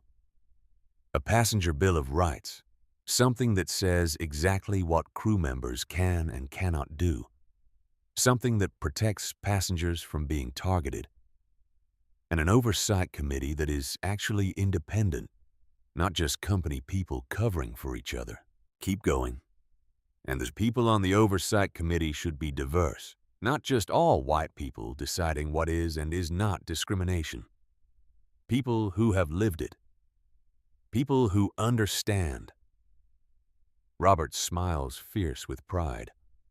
You know what you are describing. Systemic change. Real, meaningful reform. And you know what we are going to do. We are going to make it happen. All of it. Zoe blinks. We are? We are. Starting soon, I'm calling an emergency board meeting. We are going to implement every single thing you just said. And we are going to make Atlas Airlines the model for how to handle discrimination in aviation. We are going to prove that companies can do better. That they must do better. He pulls Zoe close. You went through something horrible today. Something traumatic and wrong. But you are going to take that trauma and turn it into change. That is power, baby girl. Real power. Not money or titles. Using your experience to protect others. That is what leadership looks like. Zoe leans into her father's embrace. I want to call it the Rose Initiative. After Grandma, Robert's breath catches. Your grandmother would be so proud of you. So incredibly proud. She always told me that when bad things happen, you have two choices. You can let them break you, or you can let them build you into something stronger. Zoe's voice is getting drowsy now. I choose stronger. That is my girl. They sit together in comfortable silence, watching the city lights twinkle below. Eventually, Zoe's breathing evens out. She is finally asleep. Robert carries her back to bed and tucks her in. He stands there for a long moment watching his daughter sleep, thinking about all the years he missed, all the moments he chose work over family, all the ways he failed her. But tomorrow is a new day. Tomorrow Zoe competes. And win or lose, everything changes. Robert pulls out his phone and starts making calls. It is late, but what he is planning cannot wait. First call is to his executive assistant. Clear my schedule for the next stretch. Everything. Push it all back. My daughter takes priority. Second call is to his legal team. I need you to draft a comprehensive anti-discrimination policy, passenger bill of rights, independent oversight committee. I want it on my desk soon. Third call is to his head of HR. The supervisor is fired effective immediately. I want his office cleared out, and I want a full audit of every complaint he dismissed. Every single one. We are reopening all of them. Fourth call is to his VP of Communications. We are going to have a situation hit the media. Video of one of our flight attendants racially profiling a child. Do not try to bury it. Do not try to spin it. We are going to own it. Full transparency, complete accountability. Draft a statement accepting responsibility and outlining the changes we are implementing. The calls go on for hours. By the time Robert finally goes to bed, the wheels are in motion. Real change. Meaningful reform. The kind that should have happened years ago. He sets his alarm early. Zoe's presentation is coming up, and he is not missing a second of it. The next morning, Zoe wakes to sunlight streaming through floor-to-ceiling windows. For a moment, she cannot remember where she is. Then it all comes rushing back. She is in Chicago. She made registration. Today is the competition. Today is everything. Robert knocks softly and enters with breakfast on a rolling cart. Morning, champion. How did you sleep? Better than I expected. Zoe sits up, and her stomach immediately growls at the smell of food. Pancakes, eggs, bacon, fresh fruit, orange juice. They eat together, and Robert coaches her through her presentation one more time. He is good at this. Asking the hard questions. Finding the weak points in her arguments. Helping her strengthen them. Later, Mrs. Park, Raymond, and David Mitchell arrive at the hotel. They are all dressed nicely, ready to watch Zoe compete. Mrs. Park hugs Zoe tight. How are you feeling, sweetheart? Nervous? Excited? Scared? That means you care. That means it matters. You are going to be brilliant. They arrive at the convention center. The building is buzzing with young competitors and their families. Kids from all over the country all here to present their research. Zoe checks in and receives her presenter badge. Room 304. She has a short while. Robert walks with her to the presentation room. Outside the door, he kneels down one more time. Listen to me, Zoe. Win or lose today, I am proud of you. Your mom is proud of you. You have already proven everything you need to prove. You survived something that would have broken most adults. You are here. You are competing. You have already won.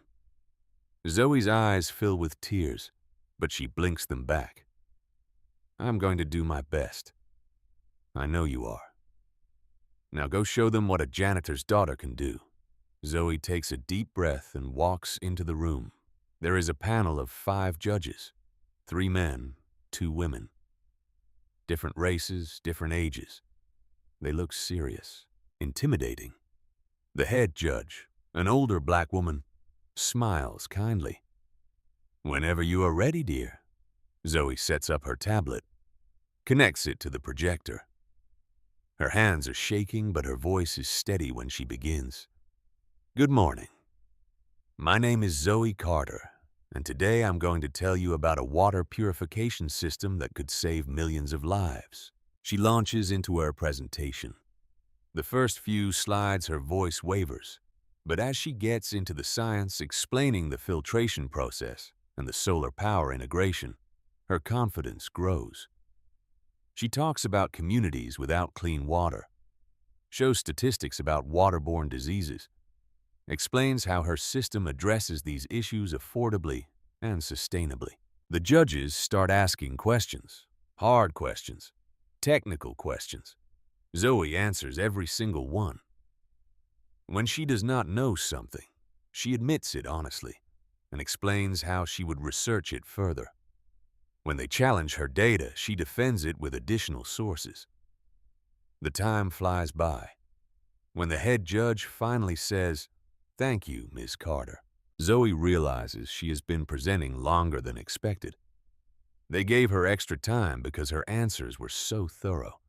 She walks out of the room on shaking legs. Robert is waiting right outside, and the look on his face tells her everything. How did it go? Zoe's smile is huge. I think I did okay. Actually, I think I did really well. That is my girl. Raymond, Mrs. Park, and David Mitchell are waiting in the hallway. They all want details, and Zoe tells them everything, getting more animated as she relives her triumph. The awards ceremony is later. Until then, they explore Chicago. Robert takes them all to lunch at a nice restaurant. He insists on paying for everything, thanking Raymond, Mrs. Park, and David for standing up for his daughter when she had no one. David Mitchell waves him off. I have 3 daughters. If someone did to one of them what Susan did to Zoe, I would want someone to speak up. That is not heroism. That is basic human decency. Mrs. Park nods. Besides, Zoe is special. Anyone can see that. She is going to do great things. I wanted to be part of her story, even if just for one day. Raymond smiles. I have been watching the airline industry fail passengers of color for many years. It was time someone with real power witnessed it firsthand. I'm just glad I could make that connection. Later, they head back to the convention center. The auditorium is packed with competitors and their families. Zoe's stomach does flips as she finds her seat. Robert sits beside her, holding her hand. The director takes the stage. Welcome to the National Young Scholars Science Fair Awards ceremony. We had many presentations this year. The caliber of research was exceptional. These young minds are our future. She goes through 3rd place, a project on renewable plastics. The winner is a teenager from California. Then 2nd place, a project on early cancer detection. The winner is a teenager from Massachusetts. Zoe's heart is pounding so hard she can barely hear. And now 1st place. This year's 1st place winner demonstrated not only exceptional scientific research, but also real-world application, with the potential to impact millions of lives. Their project addressed a global crisis with an innovative, sustainable, affordable solution. Zoe grips her father's hand so tight it must hurt. 1st place goes to Zoe Carter from Atlanta, Georgia, for her solar-powered water purification system. The auditorium erupts in applause. Zoe sits frozen, unable to process what she just heard. Robert is pulling her to her feet, tears streaming down his face. You did it, baby girl. You won. Zoe walks to the stage in a daze. The director hands her a trophy that is almost as tall as she is, crystal and gold, heavy and beautiful. Congratulations, Zoe. Your research is truly impressive. We have already had universities express interest in continuing this project with you. Zoe holds the trophy above her head, and the applause gets even louder. She looks into the audience and finds her father, Raymond, Mrs. Park, David Mitchell, all of them on their feet, clapping, some crying. She did it. After everything that happened, after Susan tried to destroy her. After she thought all hope was lost, she won. That evening, back at the hotel, Zoe video calls her mother. Denise answers immediately, and her face fills the screen. "Baby girl, tell me everything." Zoe holds up the trophy and Denise screams so loud the neighbors probably hear. "You won! You actually won! First place, Mama, and universities want to work with me on the project." Denise is crying now, full-on sobbing. "I am so proud of you. So incredibly proud. You did it, baby. You really did it. We did it, Mama. All those shifts, all that sacrifice. This trophy is yours as much as mine. No, baby. This is all you. Your brilliant mind, your hard work, your dedication. I just gave you the opportunity. You did the rest." They talk for a while. Robert sits nearby, listening, smiling. Eventually, Denise asks to speak to him privately. Zoe goes to her room, giving them space. She can hear their voices through the door, serious and quiet. They talk for a long time. When Robert finally comes to say goodnight, his eyes are red. "Your mama and I had a good talk. We are going to do better. Both of us. We are going to co-parent properly. I am going to be more present in your life. She is going to let me help financially, so she does not have to work herself to exhaustion. We are going to be a family again. Different than before, but still a family." Zoe hugs him tight. "Thank you, Daddy, for coming, for being here today, for everything.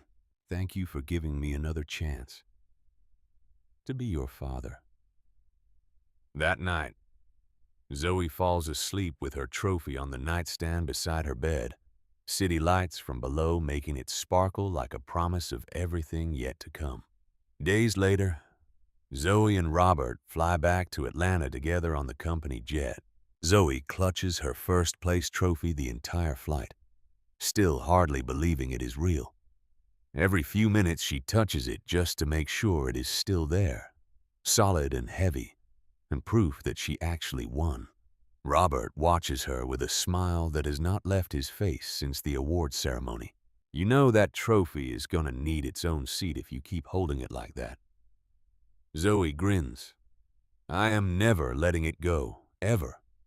I'm going to sleep with it, take it to school, bring it to the bathroom. Your mama is going to want to see it. She has probably already cleared a whole shelf." At the mention of her mother, Zoe's expression shifts. "Is Mama gonna be mad about you being back in my life?" Robert considers this carefully. "Your mama and I talked about this, really talked. She is not mad. She is relieved, actually. She has been carrying everything alone for too long. She wants me involved. We both want what is best for you. What about the money stuff you said you are going to help financially? Your mama's pride runs deep, always has, but we came to an agreement. I'm going to pay for your school, your activities, your future education. Things for you, not things that make her feel like she cannot provide. She keeps her independence. I get to support my daughter. Everyone wins." Zoe is quiet for a moment. "I want Mama to stop working so hard. I want her to not be tired all the time." "I know, baby girl. We are working on that too. Your mama loves her work at the hospital. She does not want to stop completely, but she agreed to cut back to one job. No more triple shifts. No more working herself into exhaustion." The relief that floods Zoe's chest is so strong it almost hurts. "Really? Really?" She starts her new schedule soon. They land in Atlanta in the afternoon. Denise is waiting at the private terminal, and the moment Zoe sees her mother, she runs. The trophy nearly goes flying as she crashes into Denise's arms. "Mama!" Denise holds her daughter tight, rocking her back and forth. My champion, my brilliant, beautiful champion. Let me see that trophy. Zoe holds it up proudly. Denise takes it, examining every detail, her eyes shining with tears. It has your name on it. Zoe Carter, first place National Young Scholars Science Fair. My baby's name is on a national trophy. Our name, Mama. This is your trophy too. None of this happens without you. Denise pulls Zoe close again. Over her daughter's head, she looks at Robert. Something passes between them. Not romance, not reconciliation, but understanding, respect, partnership in raising this incredible child. Thank you, Denise mouths silently. Robert nods. Anytime.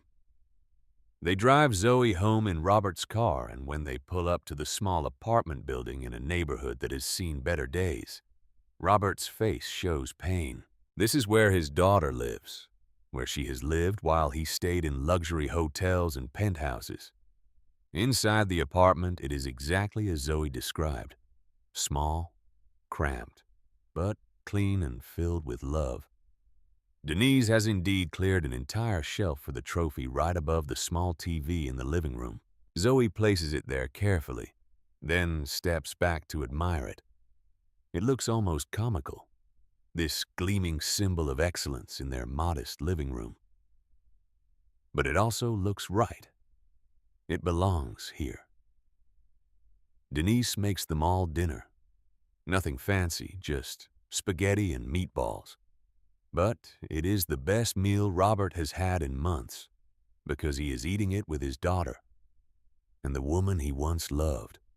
And they are all together. Over dinner, Robert brings up the topic he has been dreading.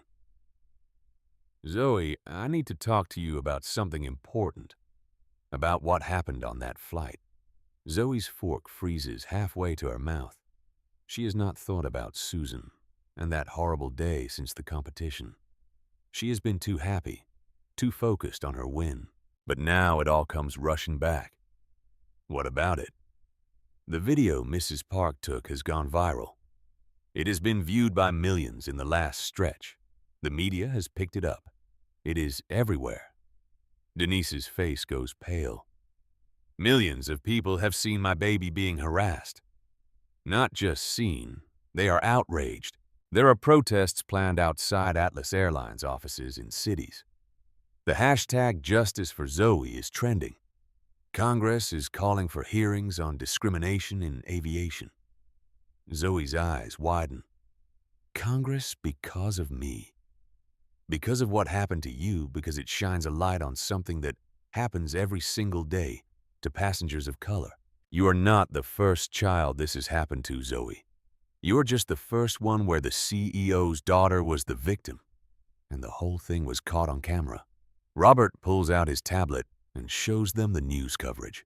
Networks all covering the story. The video plays on loop. Susan's cruel words, Zoe's terrified face, the false accusation. But it is the comments that hit hardest. Thousands upon thousands of people sharing their own stories of being profiled on flights, being questioned, being harassed, being treated as suspects instead of passengers. I was flying while Muslim and got randomly selected for extra screening multiple times. Flight attendant called the cops on my autistic son because he was stimming, and she thought he was aggressive. I am a doctor. I was wearing scrubs. They still questioned whether I could afford my first-class ticket. My daughter flies alone to visit her dad, gets interrogated every single time because she is black and unaccompanied. The stories go on and on. A flood of pain and injustice that has been happening in silence for years. Zoe's voice is small. All these people, this happens to all of them. Yes. And now, because of what happened to you, people are finally paying attention, finally demanding change. Denise wraps her arm around Zoe's shoulders. Baby, this is a lot. Are you okay with all this attention? Zoe thinks about this carefully. Those people in the comments, They all went through what I went through, but nobody believed them. Nobody stood up for them. Nobody got fired. Nothing changed. That is right. Then I'm okay with it. If my story can help change things for them, if it can make airlines treat people better, then I am okay with people knowing. Robert's pride is visible. That is exactly the attitude we need, because soon I am holding a press conference.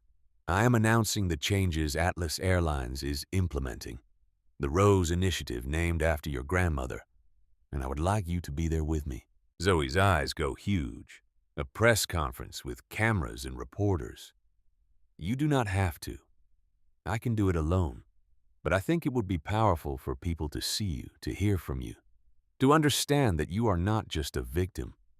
You are a survivor who is demanding change. Zoe looks at her mother.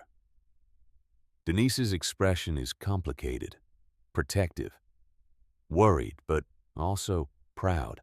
It is your choice, baby. Daddy and I will support whatever you decide.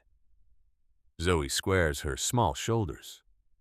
I will do it, but I want to talk about more than just what happened to me. I want to talk about all those people in the comments. I want to talk about how this cannot keep happening. Robert's smile is fierce. Then that is exactly what we will do. The next morning, Zoe wakes up to find a new dress hanging in her closet. Navy blue with a white collar, similar to her Sunday dress, but brand new, perfectly pressed, and without water stains. There is a note attached in her father's handwriting. For a young woman about to change the world, love, Dad. The press conference is scheduled for later that morning at Atlas Airlines corporate headquarters. Robert picks them up, giving them plenty of time. In the car, Zoe's stomach does backflips. What if I mess up? What if I say the wrong thing? Denise takes her hand. Baby, just speak from your heart. Tell the truth.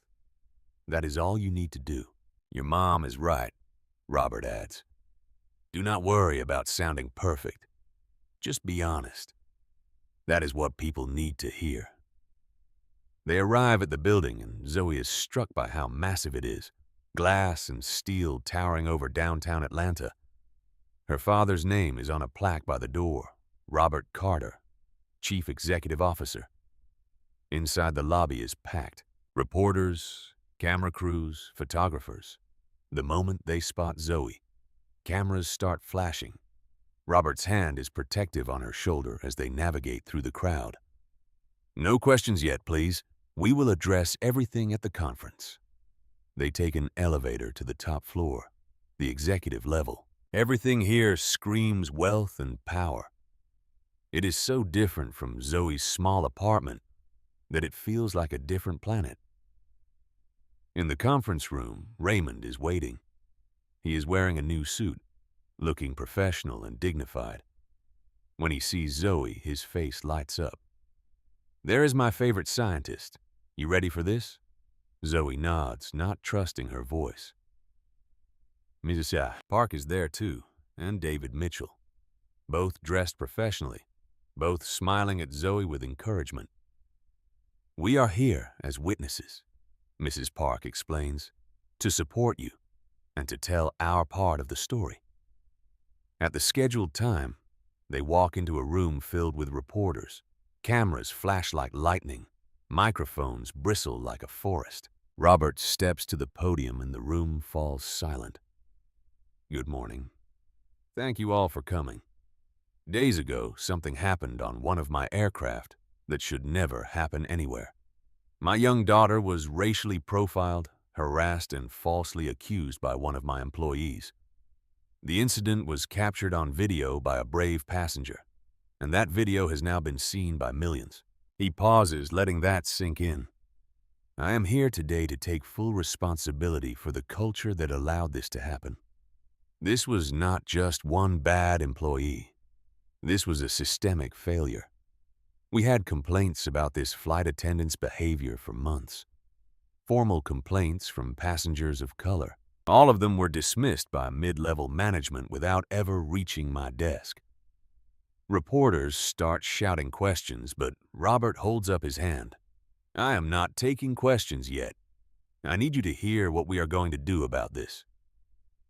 He outlines the Rose Initiative, mandatory anti-bias training for all employees conducted by outside experts, not internal staff, an independent oversight committee with majority people of color to review all discrimination complaints, a passenger bill of rights that explicitly protects against profiling, immediate termination for any employee found to have engaged in discriminatory behavior. Additionally, we are implementing a hotline where passengers can report incidents in real time. Every complaint will be investigated promptly. We are partnering with civil rights organizations to ensure accountability, and we are offering compensation to every passenger who filed a complaint that was previously dismissed. The room erupts with more questions, but Robert continues. The employee who targeted my daughter has been terminated. The manager who dismissed previous complaints has been terminated.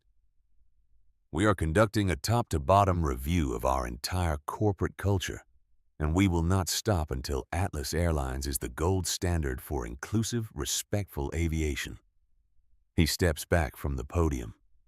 Now, I would like you to hear from my daughter, Zoe Carter. Zoe's legs shake as she approaches the podium. Someone has to adjust the microphone down for her height. She looks out at all those faces, all those cameras, and her mouth goes dry. Then she sees her mother in the front row, smiling encouragingly. She sees Raymond giving her a thumbs up. She sees Mrs. Park wiping away tears. She thinks about all those comments, all those people who have been through what she went through, all those people who need someone to speak for them. Her voice comes out stronger than she expected. My name is Zoe Carter. I am a young girl.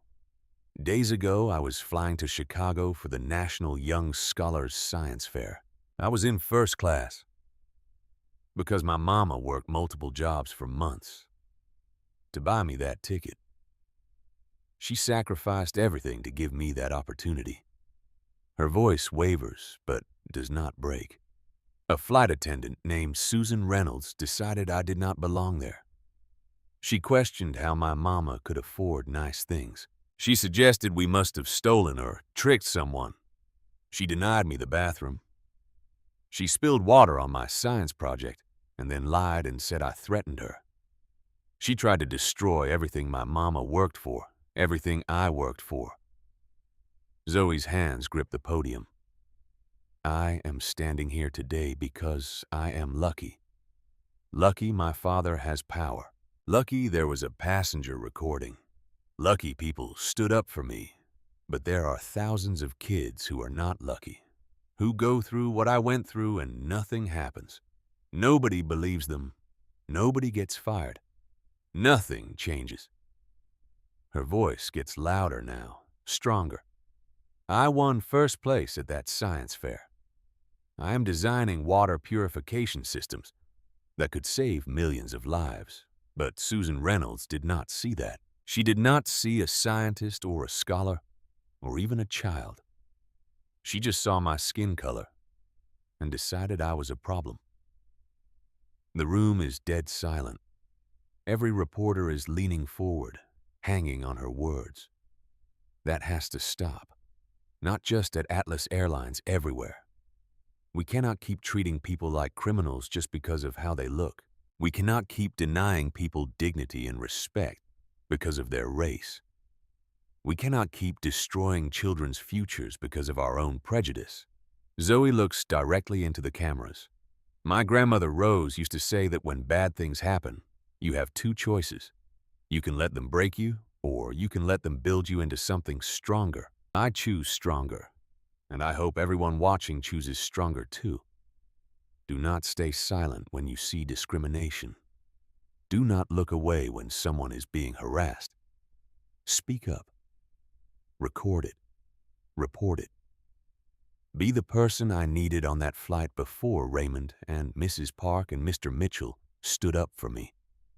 She pauses, gathering her courage for the final push. My father is making changes at his airline, but we need every airline to make changes.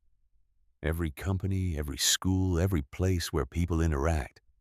We need to decide that this is not acceptable anymore. That black children deserve to fly without being terrorized. That all children deserve dignity and respect, and the chance to chase their dreams without someone trying to destroy them along the way. Zoe steps back from the podium. The room erupts. Reporters shouting questions.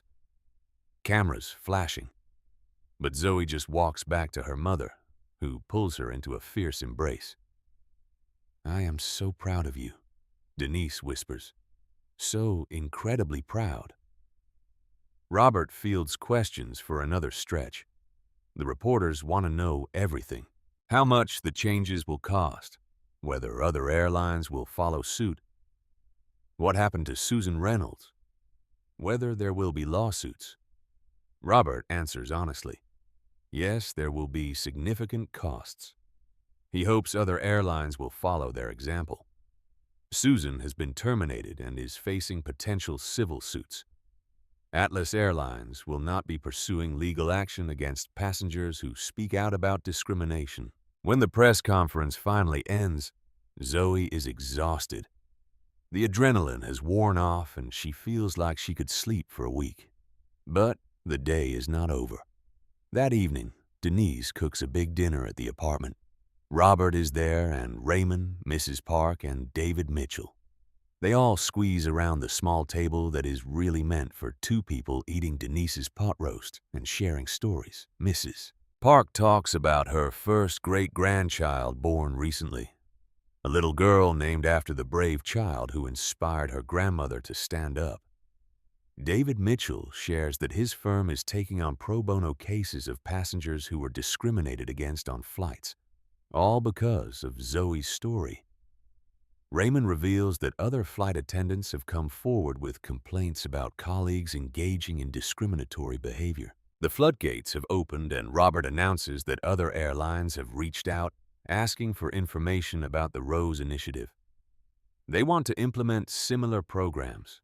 "You did this," he tells Zoe. "You stood up there today and you changed minds. You moved hearts. You made people care." Zoe is quiet for a moment, then she says, "I keep thinking about Susan. Is she okay?"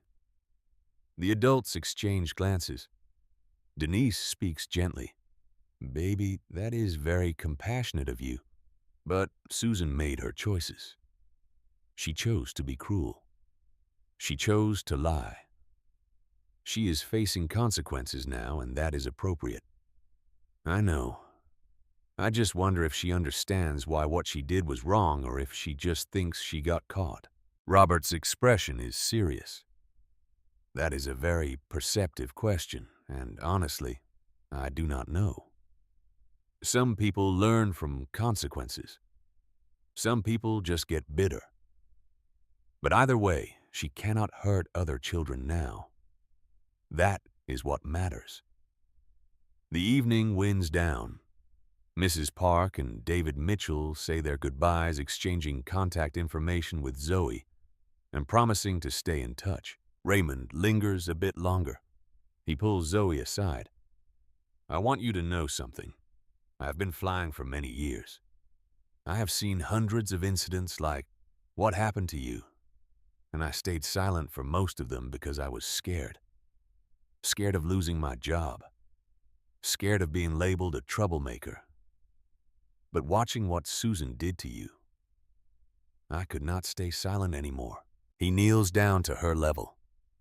"You gave me courage, Zoe.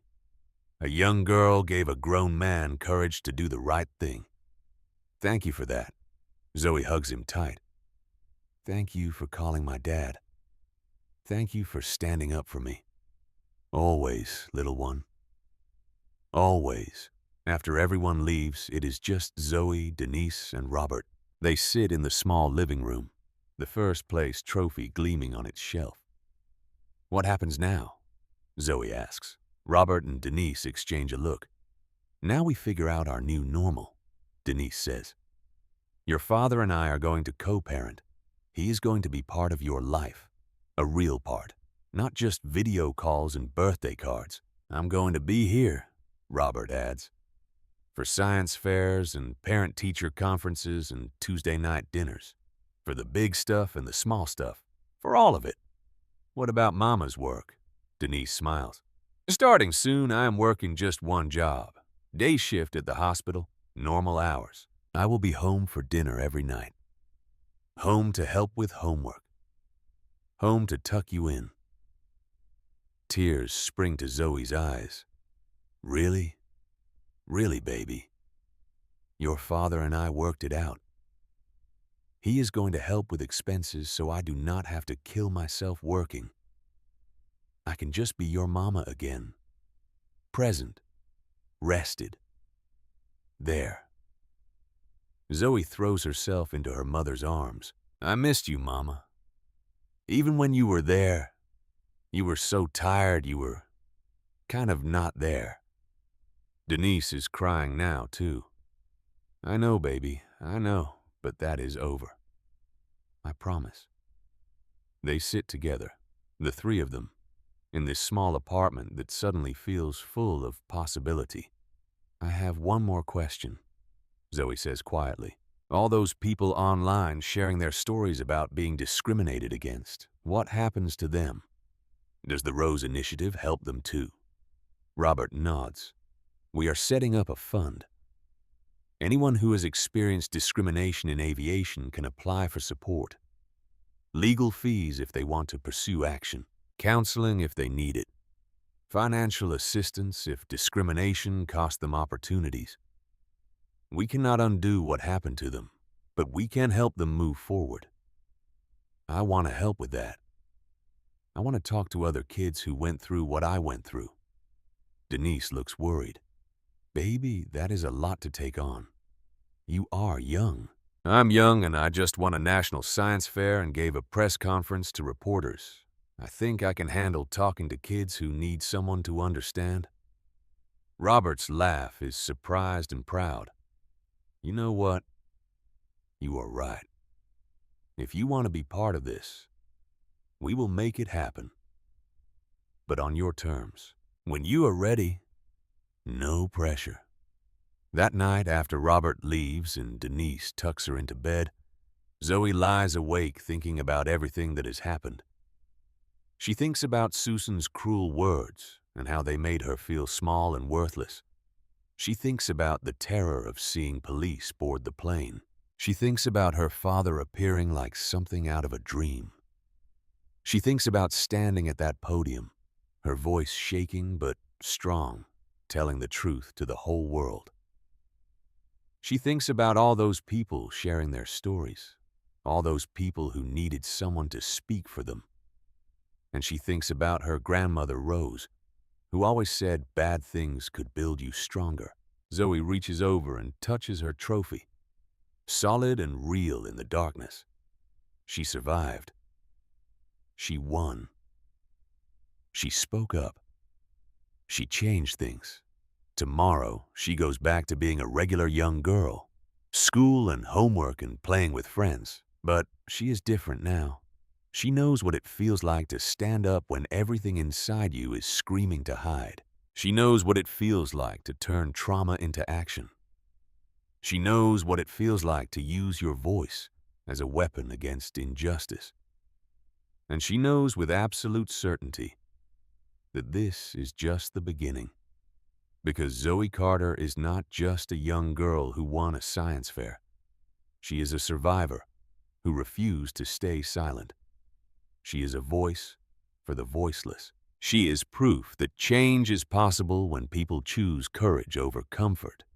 She is her mother's daughter, strong and resilient and refusing to quit. She is her father's daughter using power and privilege to protect those who have none. She is her grandmother's legacy, choosing to be built stronger instead of broken. And most importantly, she is Zoe. Just Zoe. A young black girl who looked racism in the face and said, "Not today, not ever again." That is the power that changes the world. Not money, not titles, Not corporations or press conferences. Just one person standing up and saying, "This is wrong and I will not be silent anymore." Zoe closes her eyes and finally sleeps, dreaming of clean water flowing to communities that have never had it, of children flying without fear, of a world where dignity is not a privilege, but a right. Tomorrow, she starts building that world. One voice at a time, one stand at a time, one brave choice at a time. Because that is what survivors do. They survive. They speak. They change everything. And Zoe Carter is just getting started. In the end, Zoe Carter's story reminds us of one of life's most powerful truths. No matter how small you feel, how young you are, or how dark the moment seems, your courage can spark real change. What began as a little girl's terrifying flight turned into a nationwide awakening, because one child refused to stay silent, and a few brave strangers chose to stand up instead of looking away. This is the lesson that should live in all of us. Racism thrives in silence, but justice begins the moment someone decides to speak. Zoe showed us that even an 8-year-old with tears in her eyes and water soaking her Sunday dress can become a force strong enough to shake an entire airline and inspire millions. Her journey teaches us never to underestimate the power of one voice, one video, one act of decency. It reminds us that real strength is not about never falling. It is about rising, even when your hands are shaking, and choosing to turn pain into purpose. We all have moments when we witness something wrong. The question is, will we stay quiet like so many did on that plane? Or will we be the voice that changes everything? Zoe chose stronger. Her grandmother's words became her truth.